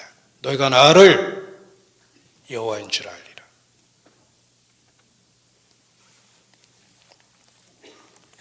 전쟁이 일어난다고 분명하게 예언하셨습니다. 그리고 여러분이 구원 못 받고 이 세상에 남게 되면 적그리스도를 영접하게 되어 있습니다. 예수께서 말씀하셨습니다. 내가 아버지의 이름으로 왔으면 너희가 나를 영접지 아니하나 다른 사람이 자기 이름으로 오면 너희가 영접하리라. 그리스도를 배척하면 적그리스도를 받아들이게 돼 있어요. 적그리스도란 하나님을 대적하는 존재라는 뜻이에요. 이 적그리스도가 세상에 와서 하는 일이 예언되어 있습니다. 적그리스도가 세상에 와서 무슨 일을 하냐면 여기 예언되어 있는데 얼마나 섬뜩하고 무서운지 보세요. 요한계시록 13장에 예언되어 있습니다. 저가 모든 자, 곧 작은 자나 큰 자나 부자나 빈궁한 자나 자유한 자나 종들로 오른손이나 이마에 표를 받게 하고 누구든지 이 표를 가진 자 외에는 매매를 못하게 하니 이 표는 곧 짐승의 이름이나 그 이름의 수라. 지혜가 여기 있으니 총명 있는 자는 그 짐승의 수를 세어보라. 그 수는 사람의 수니 666이니라. 자, 여섯째 날 사람을 지으셨고 인간이 범죄했어요. 6은 인간의 수인데 적그리스도의 숫자가 666입니다. 그가 오른손이나 이마에 표를 받게 하고 그 표가 없으면 매매를 못하게 합니다. 이것이 적그리스도가 다스리는 세상입니다. 우리 시대가 정말 마지막 시대라면 기술적으로 가능해야 돼요. 오른손이나 이마에 표를 받고 그 표가 없으면 매매를 못하게 하는 시대입니다. 보십시오. 이걸 신약 성경은 헬라어로 기록이 됐는데 헬라어 문법상 오른손이나 이마에 표를 받는다는 말이 오른손이나 이마 안에 표를 받는다고 돼 있어요. 그래서 영어로 직역하면 이렇게 번역합니다. 이게 1611년도 킹제임스 영어 버전입니다. To receive a mark in their right hand or in their foreheads. 오른손이나 이마 안에 표를 받는다고 되어 있죠. 원래 문법적으로는 전치사 on을 써야 돼요. 그런데 헬라어 문법으로는 몸 안에 받는다고 써놨어요. 우리 몸 안에 받는 표가 무엇일까? 자, 우리 시대 기술적으로 가능합니다. 적그리스도는 모든 사람 오른손이나 이마에 표를 받게 하며 이 표가 없으면 매매를 못하게 한다고 성경 예언되어 있습니다. 매매라는 말이 사고 판다라는 뜻이며 사고 파는 것의 매체는 화폐입니다. 오른손이나 이마에 표를 받고 그것을 화폐 대용으로 쓰는 것을 신분 증명을 통한 이체제도라고 그래요. 우리 시대 기술적으로 가능합니다. 보십시오. 원래는 돈을 갖고 캐시, 돈을 갖고 사고 파는데 이것을 컴퓨터로 사람 몸에다 받게 해서 신분증과 경제거래할 수 있게 만들어주는 거예요. 우리나라 행정전산화의 목표가 유니카드 시스템이라고 되어 있습니다. 하나의 카드로 되는 세상입니다. 행정전산화의 목표예요. 유니카드 시스템이란 신분증과 경제거래할 수 있는 크레딧 카드를 하나로 통일하자는 거예요. 신분증이 무엇입니까? 주민등록증, 운전면허증, 여권, 의료보험증, 가족관계를 확인할 수 있는 것. 그리고 경제거래할 수 있는 크레딧 카드를 하나로 만드는 게 행정전산화의 목표입니다. 단점은 분실과 도난 시에는 대책이 없어요. 분실과 도난 시의 유일한 대책은 잃어버리지 않도록 몸에다가 표를 받는 거예요. 우리 시대 컴퓨터 기술이 그것을 가능하게 만들어줍니다. 컴퓨터, 오른손이나 이마에 표를 받게 해서 신분증명을 통한 대체 거래를 하는 겁니다. 이게 왜 중요하냐면 우리 시대에는 화폐를 너무 많이 찍은 시대입니다. 인류는 화폐의 과다 발행 때문에 결국 멸망할 거라고 이야기합니다. 돈을 너무 많이 찍었어요. 우리나라도 돈을 많이 찍은 나라 중에 하나입니다. 5만 원짜리가 시중에서 사라졌잖아요. 그 돈이 갑자기 유통되면 경제가 무너지는 겁니다. 폭탄을 갖고 있는 겁니다. 전 세계적으로 돈을 제일 많이 찍은 나라는 미국입니다. 달러는 기축통화거든요. 누군가 악의적으로 달러를 시장에 한 번에 풀면 미국은 그날 망해요. 미국 망한 그날 다음 날 대한민국 망합니다. 대한민국이 미국 의존도가 지나치게 높은 나라 중에 하나예요. 미국도 불안하니까 몰래 법을 하나 만들어 놨어요. 1987년도에 만든 법입니다. 미국이 국가적 위기에 부딪히면 달러가 휴지된다는 법이 있습니다. 달러가 봉쇄되는 거예요. 휴지되는 거예요. 제가 인도에 전도 다녔는데 어느 날 다시 입국하려고 보니까 고액권은 화폐로서의 가치가 없다고 딱 법률로 이렇게 선언돼서 휴지가 돼버렸어요. 제가 인도 돈을 많이 바꿔 갖고 있었는데 그대로 휴지가 됐습니다. 고액권은 쓰지 못한다고 법으로 갑자기 발령을 한 거예요. 미국도 그런 법을 갖고 있습니다. 네, 보여드리겠습니다. 자, 왜 갑자기 화폐를 봉쇄시킬 수 있는 법안을 만들어 놨을까? 돈을 너무 많이 찍었기 때문에 그렇습니다. 돈을 많이 찍으면 어떤 일이 생기냐면 여기 베네수엘라 사태가 있어요. 보십시오. 휴지 하나 살려면 현찰이 이만큼 필요하대요. 통닭 한 마리 살려면 이만큼의 현찰이 필요하고 고기 요만큼 살려면 이만큼의 돈이 필요하며 이게 치즈 하나 살려면 이만큼의 돈이 필요하고 설탕 하나 살려면 이만큼의 돈이 필요하고 당근 이만큼 사기 위해서 필요한 돈이고 토마토 살려고 필요한 돈이에요. 이게 베네수엘라 사태입니다. 미국 달러가 그렇거든요. 미국 달러를 너무 많이 찍은 거예요. 언젠가 반드시 한 번은 터질 폭탄과 같다고 그러죠. 이걸 해결할 수 있는 유일한 방법이 있습니다. 캐시리스 소사이어티라고 그래요. 현금 없는 사회예요. 그런데 현금을 없애고 어떻게 사고 팔 수 있을까? 성경에 예언되어 있죠. 오른손이나 이마에 표를 받게 하고 그 표가 없으면 매매를 못하게 합니다. 신분증명을 통한 대체 거래를 하는 거예요. 적그리스도가 그걸 이용합니다. 우리 시대가 기술적으로 가능합니다. 어떻게 수천 년 전에 이런 걸 예언할 수 있습니까? 나 여호와의 말이니라. 하나님 말씀이기 때문에 그렇습니다. 그래서 예보 기간이 길며 구체적이고 그리고 당시의 문화적인 그 관습을 초월한 예언을 주신 거예요. 오른손이나 이마에 표를 받게 한다. 그 표가 없으면 매매를 못하게 한다. 그 수를 세어보면 666이다. 이렇게 말씀하셨습니다. 666이라는 말은 컴퓨터는 정보를 숫자로 바꿔서 처리합니다. 숫자는 0에서부터 9까지 숫자를 갖고 정보를 처리하는데 이걸 세 단위로 끊었을 때 중간 숫자로서 6자가 약수가 제일 많아요. 따라서 6을 기준선으로 사용하면 많은 정보를 분류해내서 많은 정보를 처리할 수 있습니다. 우리가 많이 사용하는 이 바코드 시스템이 666이라는 바코드 시스템을 갖고 있어요. 옆에 상표에 붙어 있는 바코드 보셨을 겁니다. 이 우리나라 바코드가 UPC 바코드라고 해서 13자리 숫자입니다. 유니버셜 프로덕트 코드라고 합니다. 좌우가 있죠. 생산자 코드, 제품에 관한 코드인데 이 13자리 숫자 중에 기준선이 있어요. 제일 끝에 2개, 가운데 하나. 놀랍게도 이 기준선이 666이에요. 6자는 숫자를 3단위로 끊었을 때 가장 많은 약수가 들어있는 숫자며 많은 정보를 처리할 수 있기 때문입니다.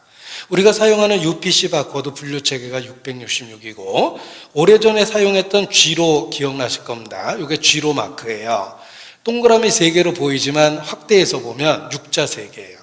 컴퓨터 처리된다는 뜻입니다. 컴퓨터를 이용한 대체 거래를 사용하는 거예요. 적그리스도가 이걸 이용합니다. 오른손이나 이마에 표를 받게 합니다. 중요한 건 왜 이렇게 구체적으로 예언해 주셨을까? 믿을 수 있는 확실한 증거를 주신 거예요. 처음에 시작했을 때 찾아드렸던 구절을 하나 보여드리겠습니다. 예언을 주신 근본적인 목적을 여기 일깨워드리면 보십시오. 여호와께서 가라사대 때 내가 옛적에 장래사를 고하였고 내 입에서 내어 보였고 내가 호련히 그 일을 행하여 이루었느니라. 예언과 성취. 내가 알거니와 너는 완악하며 내 목에 힘주는 무쇠요 내 임하는 노시라. 인간이 완고하고 악하기 때문에 믿을 수 있는 확실한 증거를 주신 겁니다. 나 여호와가 말하였으니 이루리라. 자, 성경이 사실의 가능성을 확률로 계산하는 방법이 있습니다. 성경의 예언을 분석하는 거예요. 성경이 사실의 가능성을 확률로 계산하면 놀랍게도 100%입니다. 한 번도 안 틀렸어요. 내일은 해가 동쪽에서 뜰 겁니다. 그거 어떻게 하냐면 인류 역사상 해는 늘 동쪽에서 떴기 때문입니다. 성경의 예언은 한 번도 안 틀렸습니다. 성경이 사실의 가능성은 100%예요.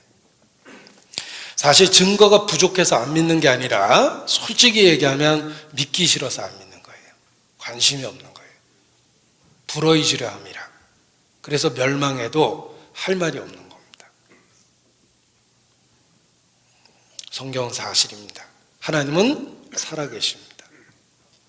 우리가 자동차를 운전하게 되면 보험에 듭니다. 사실 사고 날 확률이 10%도 안 됩니다. 그래서 보험료가 100만 원도 안 받는 거예요. 10년 무사고 여기 많이 계시죠? 사고 날 확률이 10% 미만입니다. 그럼에도 불구하고 사고가 나면 치명적이니까 여러분은 다 보험에 듭니다. 자동차 사고가 날 확률은 10%도 안 되지만 여러분은 보험에 듭니다. 성경이 사실의 가능성은 100%입니다. 그걸 무시하겠습니까? 어리석은 자는 재앙을 보고 앞으로 나아가다가 해를 입느니라 경고하셨습니다. 아무 생각 없이 살았기 때문에 멸망하게 되는 거예요. 멸망의 원인은 무관심입니다. 사실을 받아들이려는 정직한 마음 하나만 있으면 안 믿을 수가 없어요. 여호와의 말이니라. 100% 사실을 이야기하고 있기 때문에 그렇습니다. 이 성경에 개인적이고 가장 중요한 또 하나의 예언이 있습니다. 여러분 개인적으로 가장 중요한 예언입니다. 히브리서 9장 27절입니다. 찾겠습니다. 히브리서 9장 27절 보십시오.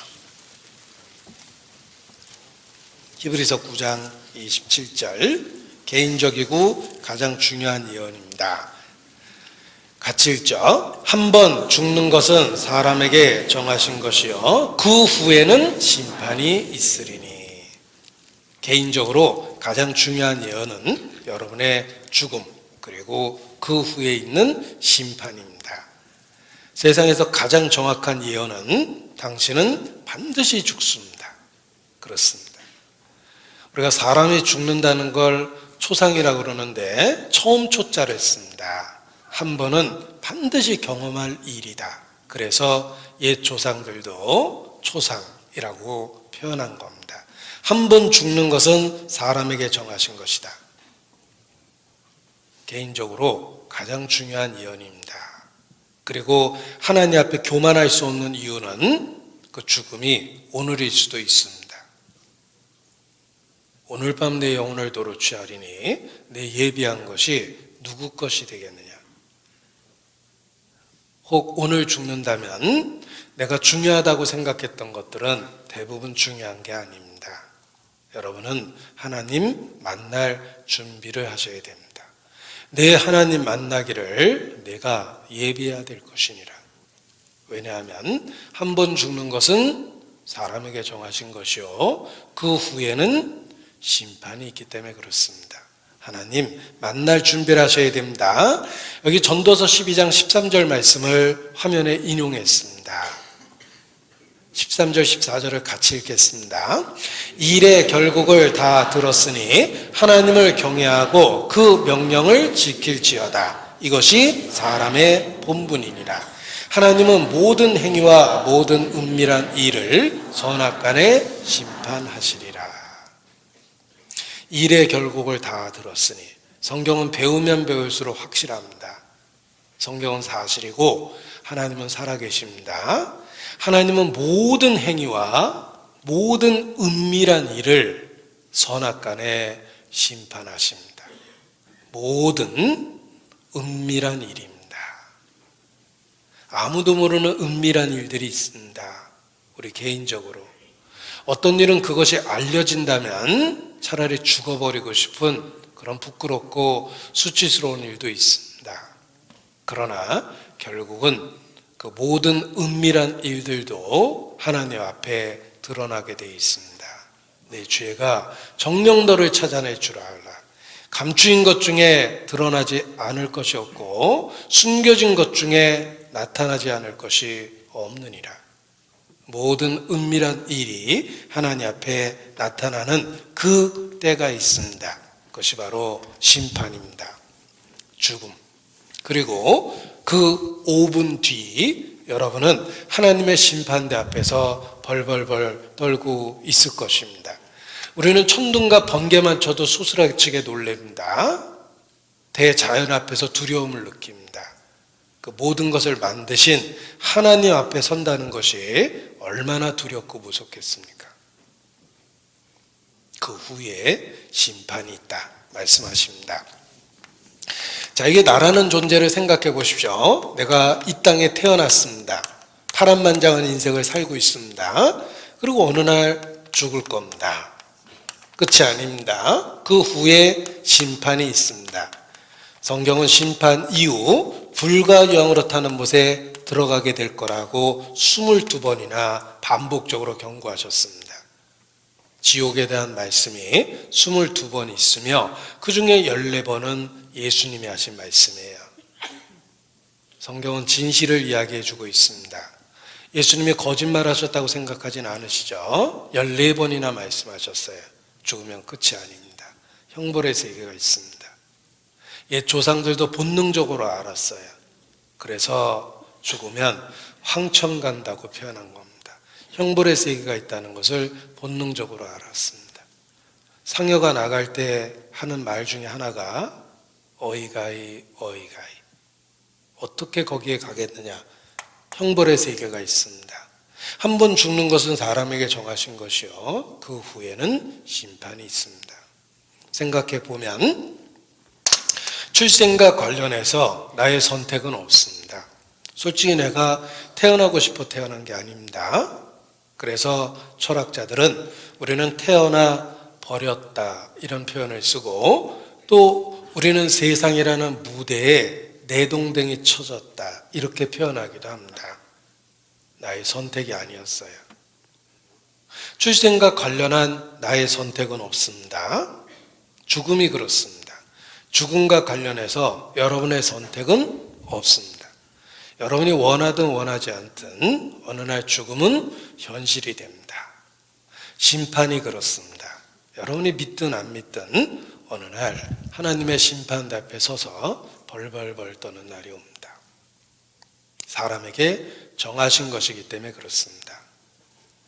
우리의 인생을 한 단어로 표현하면 생, 노, 병, 사 이렇게 표현할 수 있습니다. 한 번 태어났으니 반드시 죽을 텐데 생과 사, 그 중간에 노와 병이 있습니다. 내가 나이 들어가고 있죠. 여기저기 아픕니다. 죽음이 있다는 증거예요. 우리는 매일의 삶 속에서 나이 들어가고 있고 여기저기 질병을 경험하고 삽니다. 일평생을 어두운 데서 먹으며 번뇌와 병과 분노가 저희에게 임하느니라. 이것이 인생입니다. 내가 여기저기 아프다는 건 죽어가고 있다는 증거예요. 죽음을 준비해야 됩니다. 1000년을 살 것처럼 그렇게 사는 것은 정말 어리석은 거예요. 한번 죽는 것은 사람에게 정하신 것입니다. 끝이 아니죠? 그 후에 심판이 있습니다. 인간이 죽음을 두려워하는 이유는 심판이 있기 때문에 영과 혼이 떠는 겁니다. 죽음 앞에서. 죽음이 끝이라면 죽음을 두려워할 이유가 없습니다. 어차피 죽을 건데. 그러나 죽음이 현실이 되면 엄청난 공포감을 느끼는 것은 심판이 있다는 증거입니다. 우리 속에 있는 영과 혼이 하나님 앞에서 떠는 거예요. 사형수들을 관찰해 보면 사형당할 정도로 악한 짓을 했지만 죽을 때는 도끼가 다 빠집니다.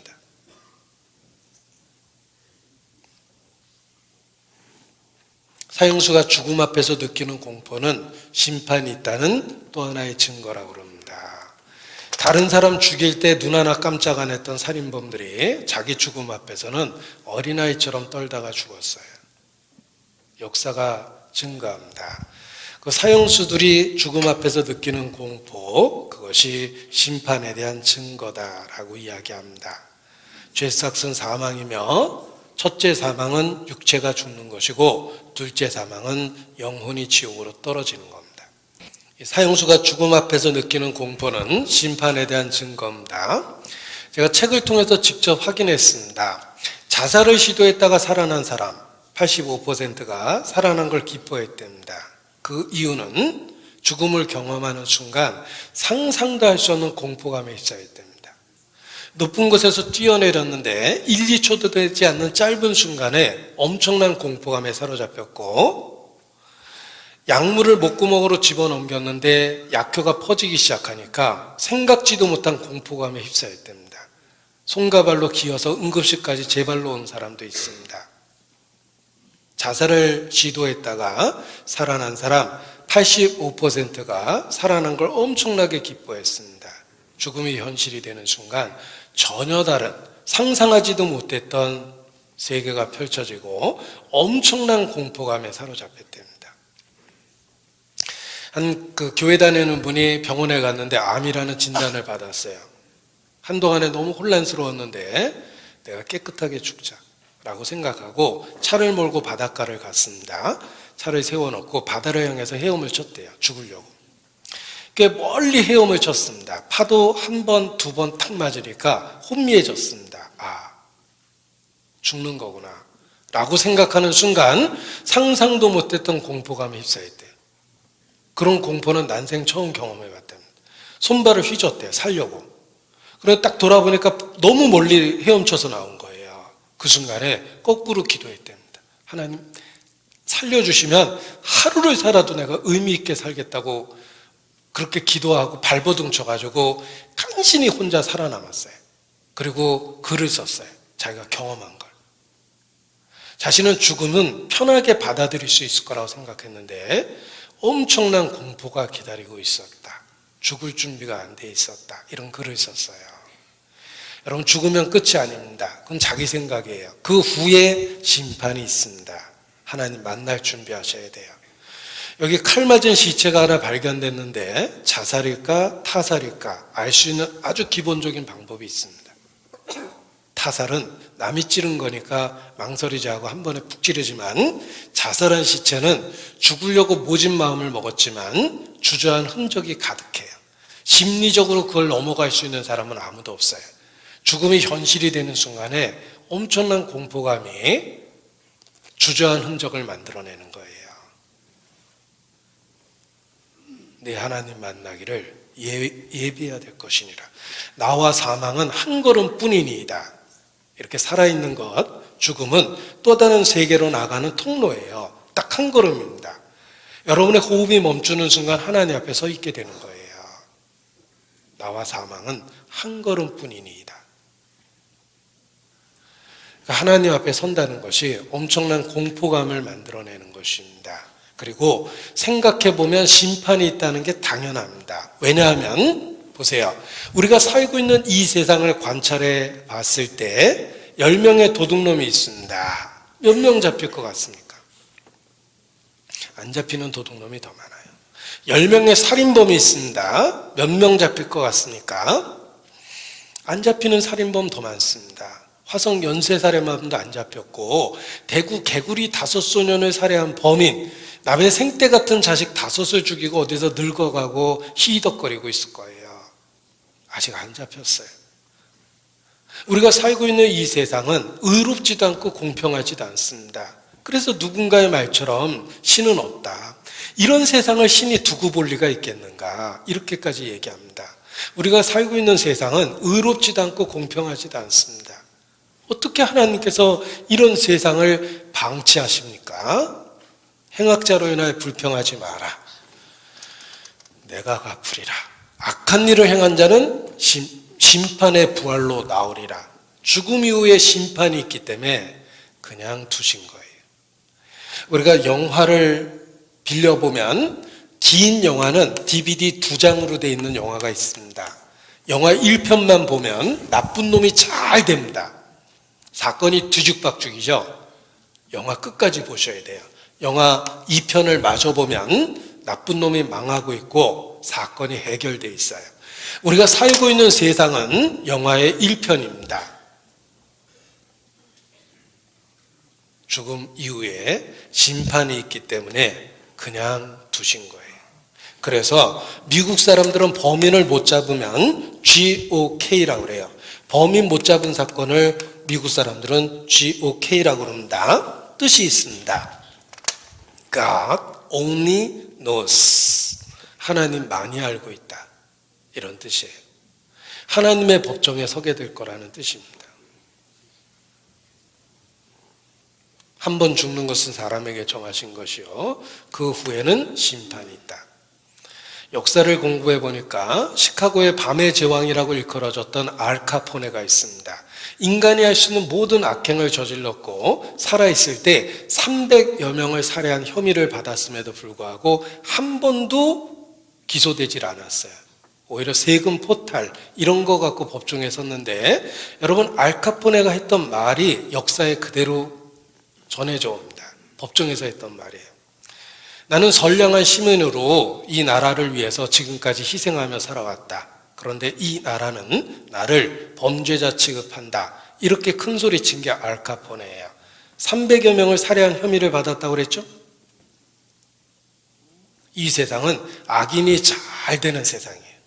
왜 악한 자를 그냥 두십니까? 죽음 이후에 심판이 있기 때문에 그렇습니다.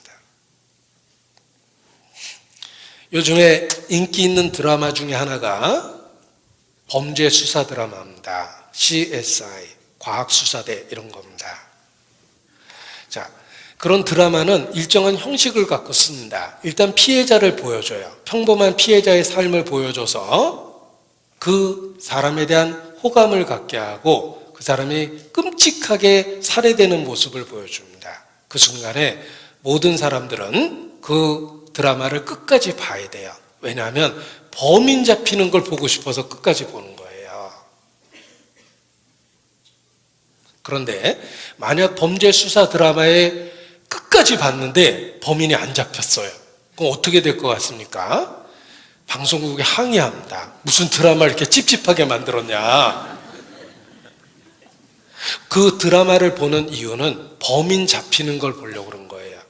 우리의 양심 그 깊은 곳에는 반드시 범인은 잡혀야 되고 벌을 받아야 된다라는 법정신이 들어있어요.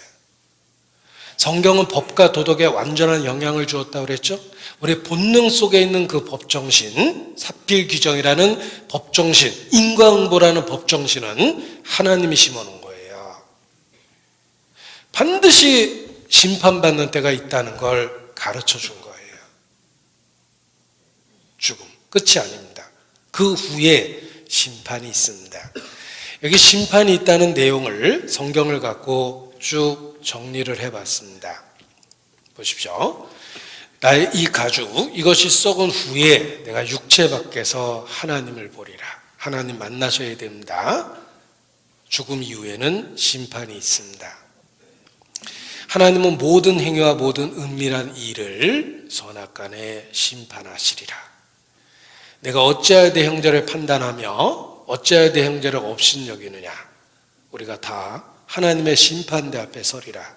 기록되었을 때 주께서 가라스 때 내가 살았노니 모든 무릎이 내게 꿇을 것이요 모든 혀가 하나님께 자백하리라 하였느니라. 이러므로 우리 각인이 여러분 각 사람이 자기의 일을 하나님께 직고하리라. 하나님이 두루 다니시며 사람을 잡아 가두시고 개정하시면 누가 능히 막을 소냐. 개정하시면 재판을 열다라는 뜻이에요. 하나님은 허망한 사람을 아시나니 악한 일은 상관치 않으신 듯하나 다 보시느니라. 다 보셨어요. 죽음 이후에 형벌의 세계가 있습니다. 성경 첫 구절을 기억해 보십시오. 태초에 하나님이 천지를 창조하시니라. 그 태초라는 말이 시간의 시작이 있었다는 뜻이에요. 하나님이 공간을 만드시는 순간에 시간도 함께 만들어진 겁니다. 왜냐하면 시간과 공간은 같은 개념이에요. 그 시공간이라고 그러잖아요. 보십시오. 이런 뜻입니다. 우리가 하나님께 기도할 때 무소부재하신 하나님이라는 어려운 말을 쓰는데 하나님은 시간과 공간이 없습니다. 그래서 나는 여호와라 스스로 있는 자라라고 말씀하셨을 때 그것이 시제상 현재예요. 영어로 번역하면 I am who I am 이렇게 번역을 합니다. 하나님은 과거가 없고 미래가 없고 그냥 존재한다는 뜻이에요. 나는 존재한다. I am. 그 영어로 who I am who I am 이렇게 번역을 한 겁니다. 하나님은 과거 미래가 없다는 거예요. 그 표현을 헬라어에 그대로 살려서 에고 에임이라고 그래요. 나는 존재한다. 시제가 없어요. 과거도 없고 미래도 없어요. 무슨 뜻인지 보십시오.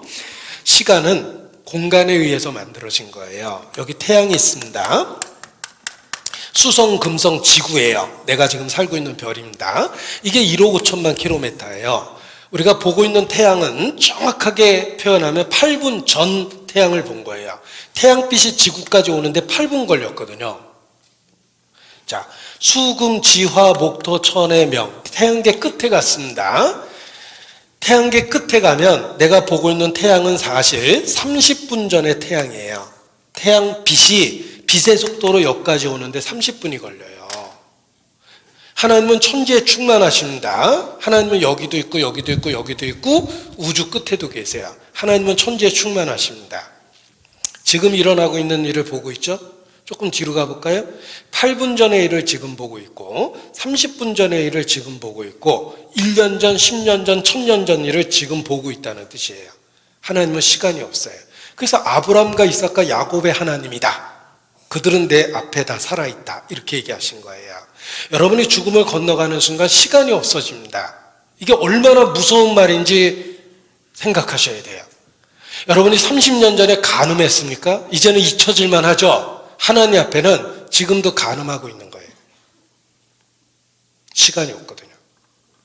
여러분이 50년 전에 도둑질 했습니까? 지금도 하나님 앞에 도둑질하고 있는 거예요.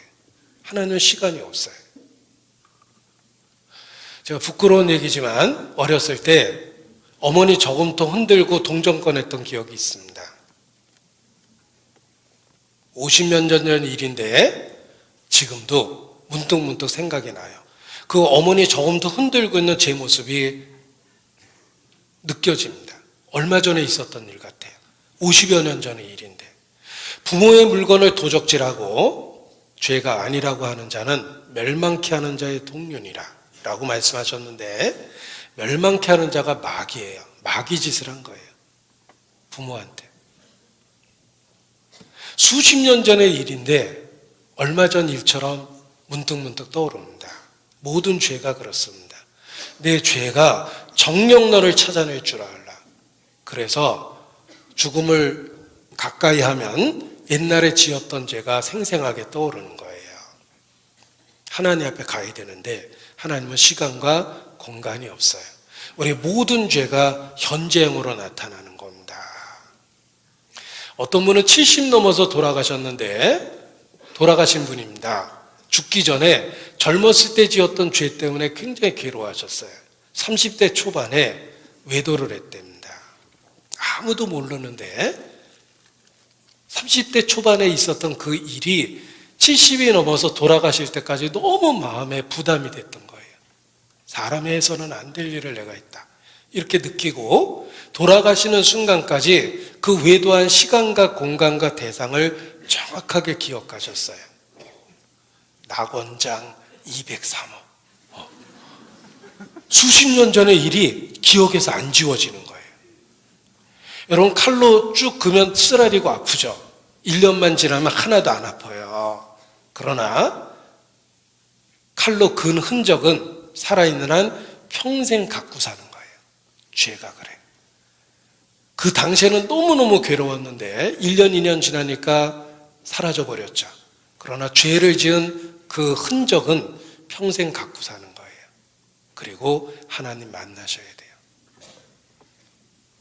살아있다는 건 죄를 용서받을 수 있는 기회입니다. 죽음은 그 모든 기회가 없어진 거예요. 살아있을 때 하나님 앞에 그 죄를 반드시 해결하셔야 돼요. 왜? 곧 하나님을 만나야 되니까. 한번 죽는 것은 사람에게 정하신 것이요, 그 후에는 심판이 있습니다. 형벌의 세계가 있습니다. 우리가 혹 버리운 자 같을지라도 진리를 거스려서는 하나님 앞에 아무것도 할 수 없느니라. 고린도후서 13장에 있는 말씀이에요. 정말 믿기 싫으면 착하게라도 살라는 뜻이에요. 죄는 지으면 지을수록 형벌이 가중되기 때문에 그렇습니다. 형벌의 세계가 있다라는 증거가 있습니다. 보세요. 내가 살고 있는 세상에는 참 슬픈 일이 많습니다. 또 살다 보면 사람이 이렇게까지 아프구나, 통증도 경험할 때가 있어요. 어떻게 이렇게까지 아플 수 있을까라는 통증을 경험할 때가 있습니다. 왜 하나님께서 인간에게 슬픔을 주고 통증을 주셨을까?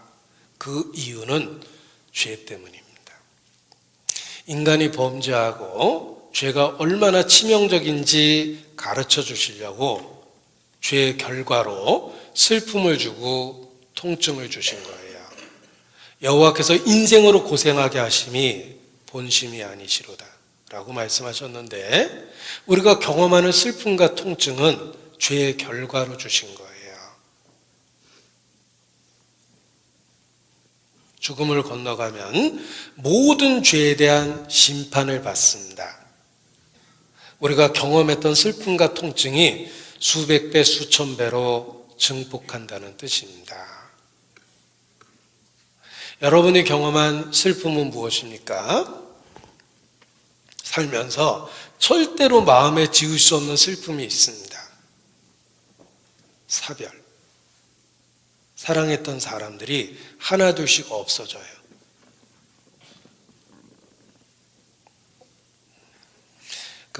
버트란트 러셀도 똑같은 이야기를 했습니다. 인생은 캄캄한 밤을 행군하는 군인과 같다. 보이지 않는 적들에 의해서 하나둘씩 사라져가고 있다. 주변에 사람이 죽는 걸 그렇게 절망적인 표현을 쓴 거예요. 보이지도 않는 적들에 의해서 내 소중한 사람이 하나씩 사라지고 있다는 거예요. 우리 인생이 그렇습니다. 내가 사랑하는 사람이 많다라는 말은 울어야 될 이야기도 앞으로 많이 있는 거예요. 우리는 죽음에 의해서 헤어지게 됩니다. 그 죽음이 만들어내는 절망감이 형벌의 세계를 경고하는 거예요. 사랑하는 사람을 잃어버려도 그렇게 고통스러웠다면 하나님을 잃어버리면 어떻게 되겠는지를 경고하시는 거예요. 살면서 제일 했던 것은 사랑하는 사람의 고통을 보게 될 때, 내가 아픈 것도 힘들지만 내 사랑하는 자식이 아픈 거 보면 정말 견디기 어렵습니다.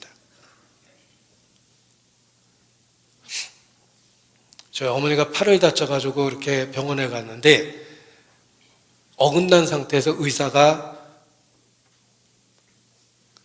이렇게 말을 건네다가 이렇게 팔을 맞추려고 힘을 꽉 줬습니다. 그래서 이걸 탁 맞췄는데 그 순간에 우리 어머니가 자지러졌어요. 비명을 질렀는데 제가 우리 어머니의 그 비명 소리가 돌아가신 지 그렇게 오래됐는데도 귀에서 이게 안 지워져요. 사랑하는 사람이 느낀 그 고통을 옆에서 그냥 그대로 느낀 거예요. 이 슬픔과 통증이 죄의 결과라는 거 아셔야 됩니다. 이 세상은 하나님의 자비가 있기 때문에 늘 슬픈 건 아닙니다. 슬펐던 때가 있죠. 늘 아픈 건 아니에요. 아팠던 때가 있어요. 그리고 온몸이 아팠던 건 아니에요. 평소에 머리가 너무 아팠는데 오늘은 허리가 아프면 이상하게 또 머리가 안 아파요. 우리는 부분적인 통증을 경험합니다. 왜냐하면 신의 자비가 있어요. 우리가 사는 세상에는 하나님의 자비가 머물러 있기 때문에 늘 슬픈 것도 아니고 늘 아픈 것도 아닙니다. 그러나 죽음을 건너가면 더 이상의 하나님의 자비는 없습니다. 세세토록 쉬지 못하고 슬피 울며 이를감이 있으리라 이렇게 얘기하셨어요. 그것이 형벌의 세계예요. 우리가 살면서 경험했던 슬픔과 통증은 형벌의 세계가 있다는 걸 끊임없이 경고한 겁니다. 하나님 만날 준비하셔야 돼요. 아자코프 박사는 공산주의 과학자입니다. 그가 암메누사테라는 공산주의 기관지에 쓴 기사가 전 세계 사람에게 충격을 줬습니다. 공산주의 과학자인데 이렇게 말합니다. 나는 공산주의자다. 하나님을 믿지 않고 성경을 믿지 않는다.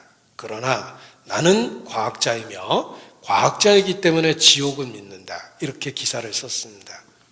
지옥은 있을 수 있다는 거예요.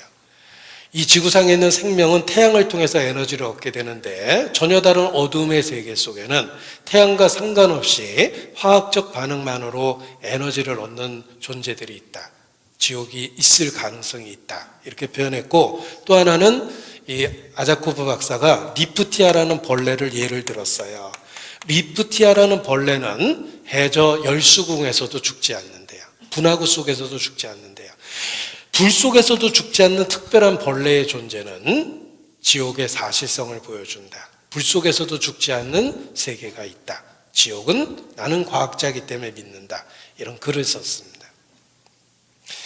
자, 우리는 물 속에 들어가면 죽지만 물 속에서 죽지 않는 존재가 있습니다. 물고기가 그러합니다. 우리는 불 속에 들어가면 죽지만 불 속에서 죽지 않는 존재가 있어요.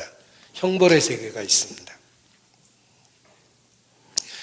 게다가 이 형벌의 세계를 성경에서는 무저갱이라고 합니다. 무저갱이라는 말이 바닥이 없는 갱도 같다는 뜻이에요. 절대로 발바닥이 영원토록 땅에 안 닿습니다. 내가 지면으로부터 결절하여 흔들흔들할 것이라 발바닥 쉴 곳도 얻지 못하리라. 그게 무저갱이에요. 이 무저갱이라는 말을 영어로 쓰면 바닥이라는 말을 바텀이라고 그럽니다. 무저갱이라고 그랬죠? 바럼 리스핏이라고 그래요. 바닥이 없는 곳이에요. 영원토록 사람이 지면으로부터 결절되어 있는 곳이 무저갱이입니다. 그런 곳이 어디 있냐? 있습니다. 우주는 무중력 상태이기 때문에 사람이 공중에 뜹니다. 지구는 중력이 있기 때문에 두 발이 땅에 닿아 있는 거예요. 무중력 상태를 만든 하나님이 무저갱을 못 만드셨을 것 같습니까? 형벌의 세계입니다. 어떤 사람은 지옥은 논리적인 모순이다. 불이 있으면 환해야 되는데 왜 캄캄한 지옥이라고 그러냐. 논리적 모순이다. 이렇게 주장합니다. 한 크리스천 과학자가 조사해 봤어요.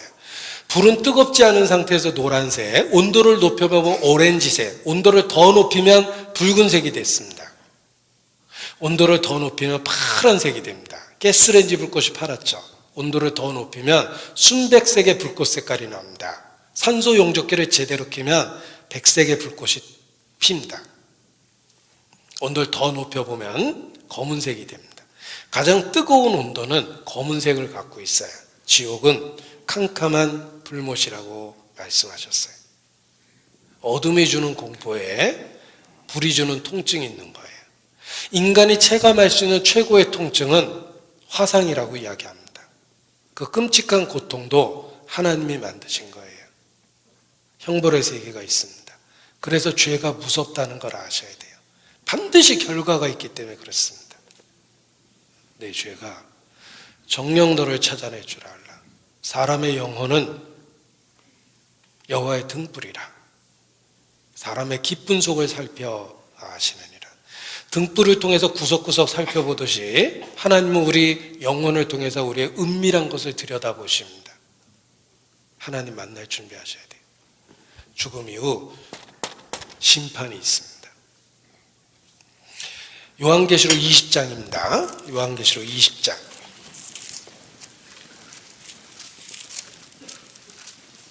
11절. 또 내가 크고 흰 보좌와 그 위에 앉으신 자를 보니 땅과 하늘이 그 앞에 피하여 간데없더라. 또 내가 보니 죽은 자들이 모론대소하고 그 보좌 앞에 섰는데 책들이 펴있고 또 다른 책이 펴졌으니 곧 생명책이라. 죽은 자들이 자기 행위를 따라 책들에 기록된 대로 심판을 받으니 15절 같이 읽겠습니다. 누구든지 생명책에 기록되지 못한 자는 불못에 던지우더라. 자, 불못에 들어가는 게 아닙니다. 여러분 발로 못 들어가요. 불못에 던지우더라. 여러분의 의사와 상관없이 형벌의 세계에 들어간다는 뜻입니다. 죽음을 건너가면 하나님의 심판대 앞에 끌려가게 돼 있습니다. 그 앞에 서게 될 겁니다. 그리고 자신이 살았던 모든 삶의 흔적이 다 나타나고 하나님은 죄에 대해서 분노하십니다. 바깥 어두운 데 내어 쫓겨라. 천사들의 손에 의해서 지옥에 던져지게 됩니다. 성경에서 말하는 지옥은 형벌의 세계입니다.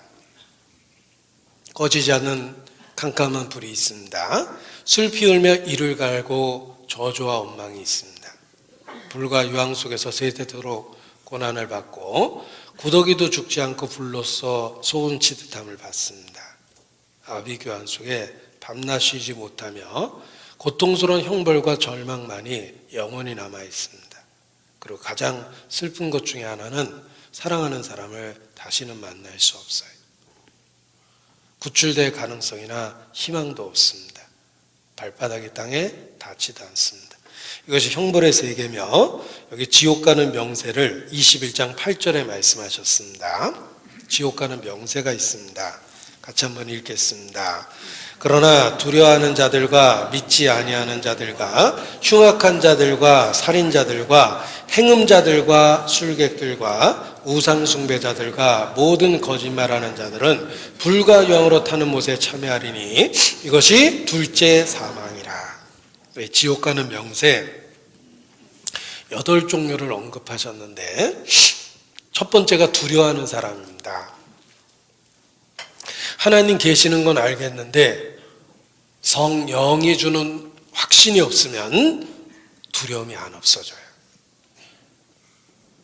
누구든지 그리스도의 영이 없으면 그리스도의 사람이 아니라 능력과 성령과 큰 확신으로 우리의 구원이 이루어지는데 성령이 없으면 두려움이 안 없어져요. 두려움에는 형벌이 있습니다. 두려워하는 사람 지옥 갑니다. 두 번째, 믿지 아니하는 자들. 하나님이 주신 모든 걸 누리고 살고 있음에도 불구하고 존재조차 믿지 않았다면 죄가 안 되겠습니까? 믿지 아니하는 사람 지옥 갑니다. 그리고 흉악한 자들과 살인자들 지옥 갑니다. 그런데 우리 마음과 생각을 들여다보면 흉악한 생각이 있고 누구를 해치려는 마음도 있어요. 우리도 똑같은 죄를 마음으로 짓는 겁니다. 그래서 미국의 한 크리스찬이 이렇게 설명을 했습니다. 누구든지 살인한다. 도구가 다른 것뿐이다. 어떤 이는 칼을 들고 살인하고 어떤 이는 말과 혀로 살인하며 어떤 이들은 마음과 생각으로 살인한다. 누구든지 살인한다. 이렇게 표현을 했는데 우리 마음속에서 누구를 미워하는 것, 누구를 해치려는 것 이런 것들이 다 흉악한 겁니다. 하나님 그 마음을 보세요. 흉악한 자들과 살인자들 지옥 갑니다. 여러분 마음속에서 은밀한 가운데 생각 속에서 살해된 사람은 얼마나 많습니까? 결국은 형제를 미워하는 자는 살인한 자라고 말씀하셨습니다. 그리고 또 하나의 살인은 낙태입니다. 여러분 평생 낙태한 기억을 마음속에서 절대 지우지 못합니다. 그 시간과 장소를. 왜 안 지워지냐면 너무 큰 죄라서 그래요. 10년 전에 죽은 아이가 5살이었는데 살아있으면 15살입니다. 10년 전에 낙태된 아이가 그때 그 일이 없었으면 지금 10살이 되는 거예요. 낙태는 생명의 기회를 박탈한 살인이기 때문에 기억에서 안 지워지는 거예요. 살인자들 지옥 갑니다. 그 다음에 행음자라고 그랬는데 십계명을 보면 살인하지 마라, 다음에 간음하지 마라, 도둑질하지 마라예요. 간음죄는 살인죄 다음으로 큰 죄고 도둑질보다 더 큰 죄예요. 유대인들은 어려서부터 교육을 받기 때문에 전통적으로 유대인은 창녀가 없습니다. 이방 풍습이에요. 간음죄가 도둑질보다 더 큰 죄고 살인죄 다음으로 큰 죄라고 교육을 받았기 때문에 유대인들은 아무리 생활이 어려워도 몸을 팔거나 웃음을 팔지는 않습니다. 유대인은 전통적으로 창녀가 없어요. 성적인 죄가 큰 죄라는 교육을 어려서부터 받았기 때문에 그렇습니다. 모든 사람은 혼인을 귀히 여기고 침소를 더럽히지 않게 하라. 음행하는 자들과 간음하는 자들을 하나님이 심판하시리라. 히브리서 13장 4절 말씀이에요. 비정상적인 성적 관계는 절대 기억 속에서 안 지워져요. 큰 죄이기 때문에 그렇습니다. 남의 아내와 통간하는 자는 둘 다 반드시 죽일지니라. 반드시 이렇게 써 있어요. 죽어야 될 죄 중에 하나예요. 아직 안 죽었다면 용서해 준 게 아니라 하나님은 오래 참고 계시는 거예요. 둘 다 반드시 죽일지니라 라고 경고하셨습니다. 성적인 죄가 큰 죄라는 거 아셔야 돼요. 형벌의 세계에 갑니다. 모든 죄는 몸 바깥에 있되 간음하는 자는 자기 몸에게 죄를 짓느니라 라고 말씀하신 건 성적인 죄는 자기 인격을 스스로 모독하는 죄이기 때문에 스스로 자기 자신을 존경할 수가 없어요. 인격이 흔들리기 시작합니다.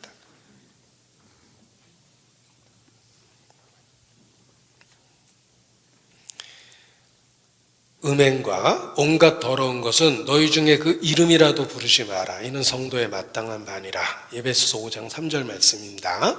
그 음행이라는 말이 헬라어로 포르네이아예요. 어디서 들어본 단어 같죠? 포르네이아. 포르노그라피의 어원입니다. 포르노는 매춘부란 뜻이고 그라피는 글자와 그림. 매춘부와 같은 글자와 그림. 너희 중에 그 이름이라도 부르지 마라 그랬는데 우리 시대 포르노가 가정에도 들어오고 아이들 휴대폰에도 들어옵니다. 성경에서 말하는 성은 남편과 아내에게 준 겁니다. 그래서 부부행위라고 그러는 거예요. 인간이 타락하면 성을 남자, 여자가 하는 건 줄 알아요. 모든 잘못된 성적 행동에 대해서 하나님은 심판하겠다고 경고하셨어요. 행음자들 지옥 갑니다. 술객들, 우상숭배자들, 생명 없는 것에 절하는 사람이 있습니다. 하나님 얘기하니까 욕지거리하고 화냈던 분이 자동차 새로 샀다고 돼지머리 잘라놓고 거기다 넙죽 엎드려 절합니다. 하나님을 모독한 거죠. 생명 없는 나무 토막 깎아놓고 복 달라고 3,000번 절합니다. 하나님을 3,000번 모독한 거예요. 이 우상숭배자들 지옥 갑니다. 그리고 모든 거짓말하는 자들 불과 유황으로 타는 못에 들어갑니다. 모든 거짓말하는 자들. 자, 한 달에 한 번 살인했다. 좀 끔찍하지만 연쇄살인범이에요. 1년이면 12명을 죽였죠. 한 달에 한 번 거짓말했다. 1년이면 12번을 한 거예요. 자기 나이를 곱해보면 얼마나 많은 거짓말을 했겠습니까? 거짓말하는 사람 지옥 갑니다. 그런데 평범한 사람이 소형 마이크를 달고 녹음해 보면 8분에 한 번 거짓말 한답니다. 자, 이렇게 생각해 보면 얼마나 많은 죄가 있는지 이해가 되실 겁니다. 만약 하루에 한 번씩 죄를 지면 1년이면 365번이고 자기 나이를 곱해 보면 하나님 앞에 죄가 얼마나 많겠습니까? 내 머리털보다 많사오니 우러러 볼 마음도 사라졌음이니이다. 머리털보다 많습니다. 우리 죄가 하나님 앞에 그런 거예요. 더더욱 하나님은 행동만 보시는 게 아니라 마음을 보고 생각을 보십니다. 겉을 만드시니가 속은 만들지 아니하셨겠느냐 말씀하십니다. 마가복음 7장입니다. 성경 마가복음 7장 21절, 마가복음 7장 21절입니다.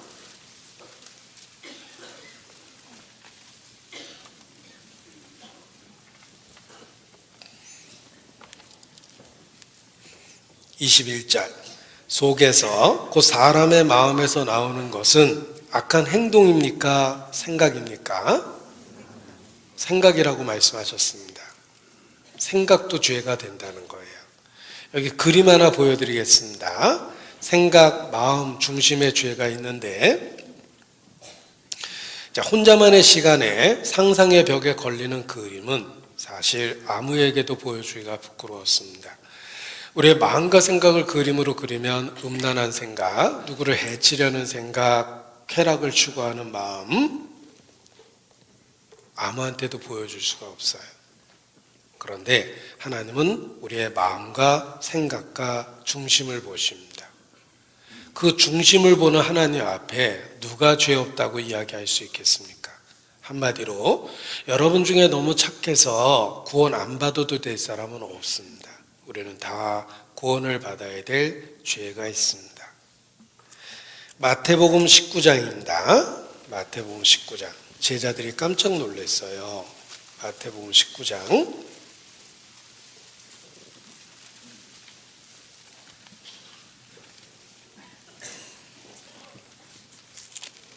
마태복음 19장 25절. 제자들이 듣고 심히 놀라 가로되 그런즉 누가 구원을 얻을 수 있으리까? 우리도 그런 생각이 들죠. 그럼 누가 구원받을 수 있을까? 이런 생각이 듭니다. 그때 예수께서 정답을 말씀하셨습니다. 26절 같이 읽죠. 예수께서 저희를 보시며 가라사대 사람으로서는 할 수 없으되 하나님으로서는 다 할 수 있느니라. 사람으로서는 할 수 없으되, 여러분은 사람입니다. 여러분 스스로 여러분을 구원할 수는 없습니다. 그러나 하나님은 다 할 수 있느니라. 구원은 하나님이 하시는 거예요. 그래서 하나님이 주시는 구원을 받아야 되는 겁니다. 사람으로 할 수 없습니다. 교회 다니는 분은 많이 불러보셨을 겁니다.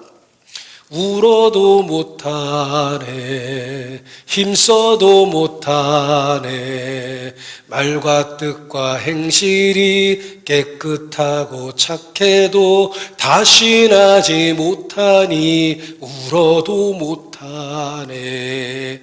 운다고 되는 것도 아니고 힘쓴다고 되는 것도 아닙니다. 사람으로서는 할 수 없다. 어떻게 구원을 받습니까? 하나님으로서는 다 할 수 있느니라. 성경은 하나님이 인간을 구원하시는 이야기를 하고 있습니다. 구원을 받으셔야 되는 거예요. 마태복음 5장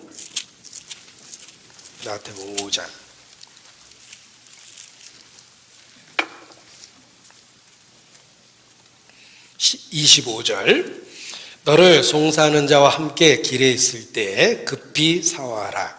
그 송사하는 자가 너를 재판관에게 내어주고 재판관이 관에게 내어주어 옥에 가둘까 염려하라. 26절 같이 있습니다. 진실로 내게 이르노니 내가 홀이라도 남김이 없이 다 갚기 전에는 결단코 거기서 나오지 못하리라. 자, 너를 송사하는 자와 함께 길에 있을 때, 이것이 인생입니다. 우리의 인생은 송사하는 자와 함께 길에 있는 겁니다. 나는 평생 죄를 졌고 그 죄가 나를 끌고 하나님의 심판대 앞에 가고 있습니다. 이것이 인생이에요. 여기 나라는 존재가 있습니다. 내가 지금 큰일 났어요. 평생 죄를 졌는데 눈덩이 굴리듯이 평생 죄를 진 겁니다. 눈덩이 굴리면 굴릴수록 커지듯이 살면서 죄를 많이 졌습니다. 이 사람이 화가 나서 나를 잡고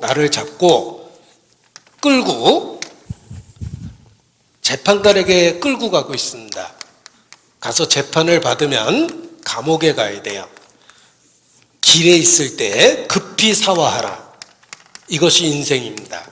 이게 내가 인생길을 가고 있는데 이미 많은 죄를 지었고 나를 끌고 심판대 앞에 가고 있는 거예요. 길에 있을 때, 이렇게 살아있을 때 죄를 빨리 해결해야 돼요. 그것이 구원입니다. 길에 있을 때 급히 사화하라. 그렇지 않으면 심판을 받게 되고 감옥에 가면 절대로 못 나옵니다. 우리가 살아온 인생길을 뒤돌아보십시오. 매일의 삶 속에 죄가 있었습니다. 우리는 크고 작은 죄를 물 마시듯이 먹고 인생을 살아왔어요. 우리의 과거 속에 얼마나 많은 죄가 있습니까? 내 평생 살아온 길 뒤를 돌아다 보니 걸음마다 차음마다 다 죄뿐입니다. 쓰리고 아픈 마음 가눌 길 없어서 골고다 언덕길을 지금 찾아옵니다. 내 평생 살아온 길 뒤를 돌아다 보니 걸음마다 자국마다 다 죄뿐입니다. 죄뿐입니다. 그 죄를 갖고 하나님 만나야 돼요. 길에 있을 때 급히 사와라. 어떻게 죄를 해결할 수 있을까? 그 중요한 이야기를 내일 배울 겁니다. 제가 말씀을 배우게 된 것이 하나님의 인도하심의 결과라고 말씀드렸는데 그 기회를 저버리는 건 정말 어리석은 겁니다. 기회를 붙잡으셔야 돼요. 어떻게 그 죄를 해결할 수 있을까? 그 중요한 말씀을 내일 배우게 될 것입니다. 한 사람도 시험 받지 않고 참여하시기를 진심으로 바랍니다. 같이 기도하시겠습니다. 거룩하신 하나님, 역사를 주관하시고 살아계시다는 사실을 분명하게 그 예언의 성취를 통해서 가르쳐 주신 것 감사를 드립니다. 하나님 앞에 올바른 결정을 하고 우리 영혼의 문제를 해결할 수 있도록 붙잡고 인도해 주시기를 주님께 부탁을 드립니다.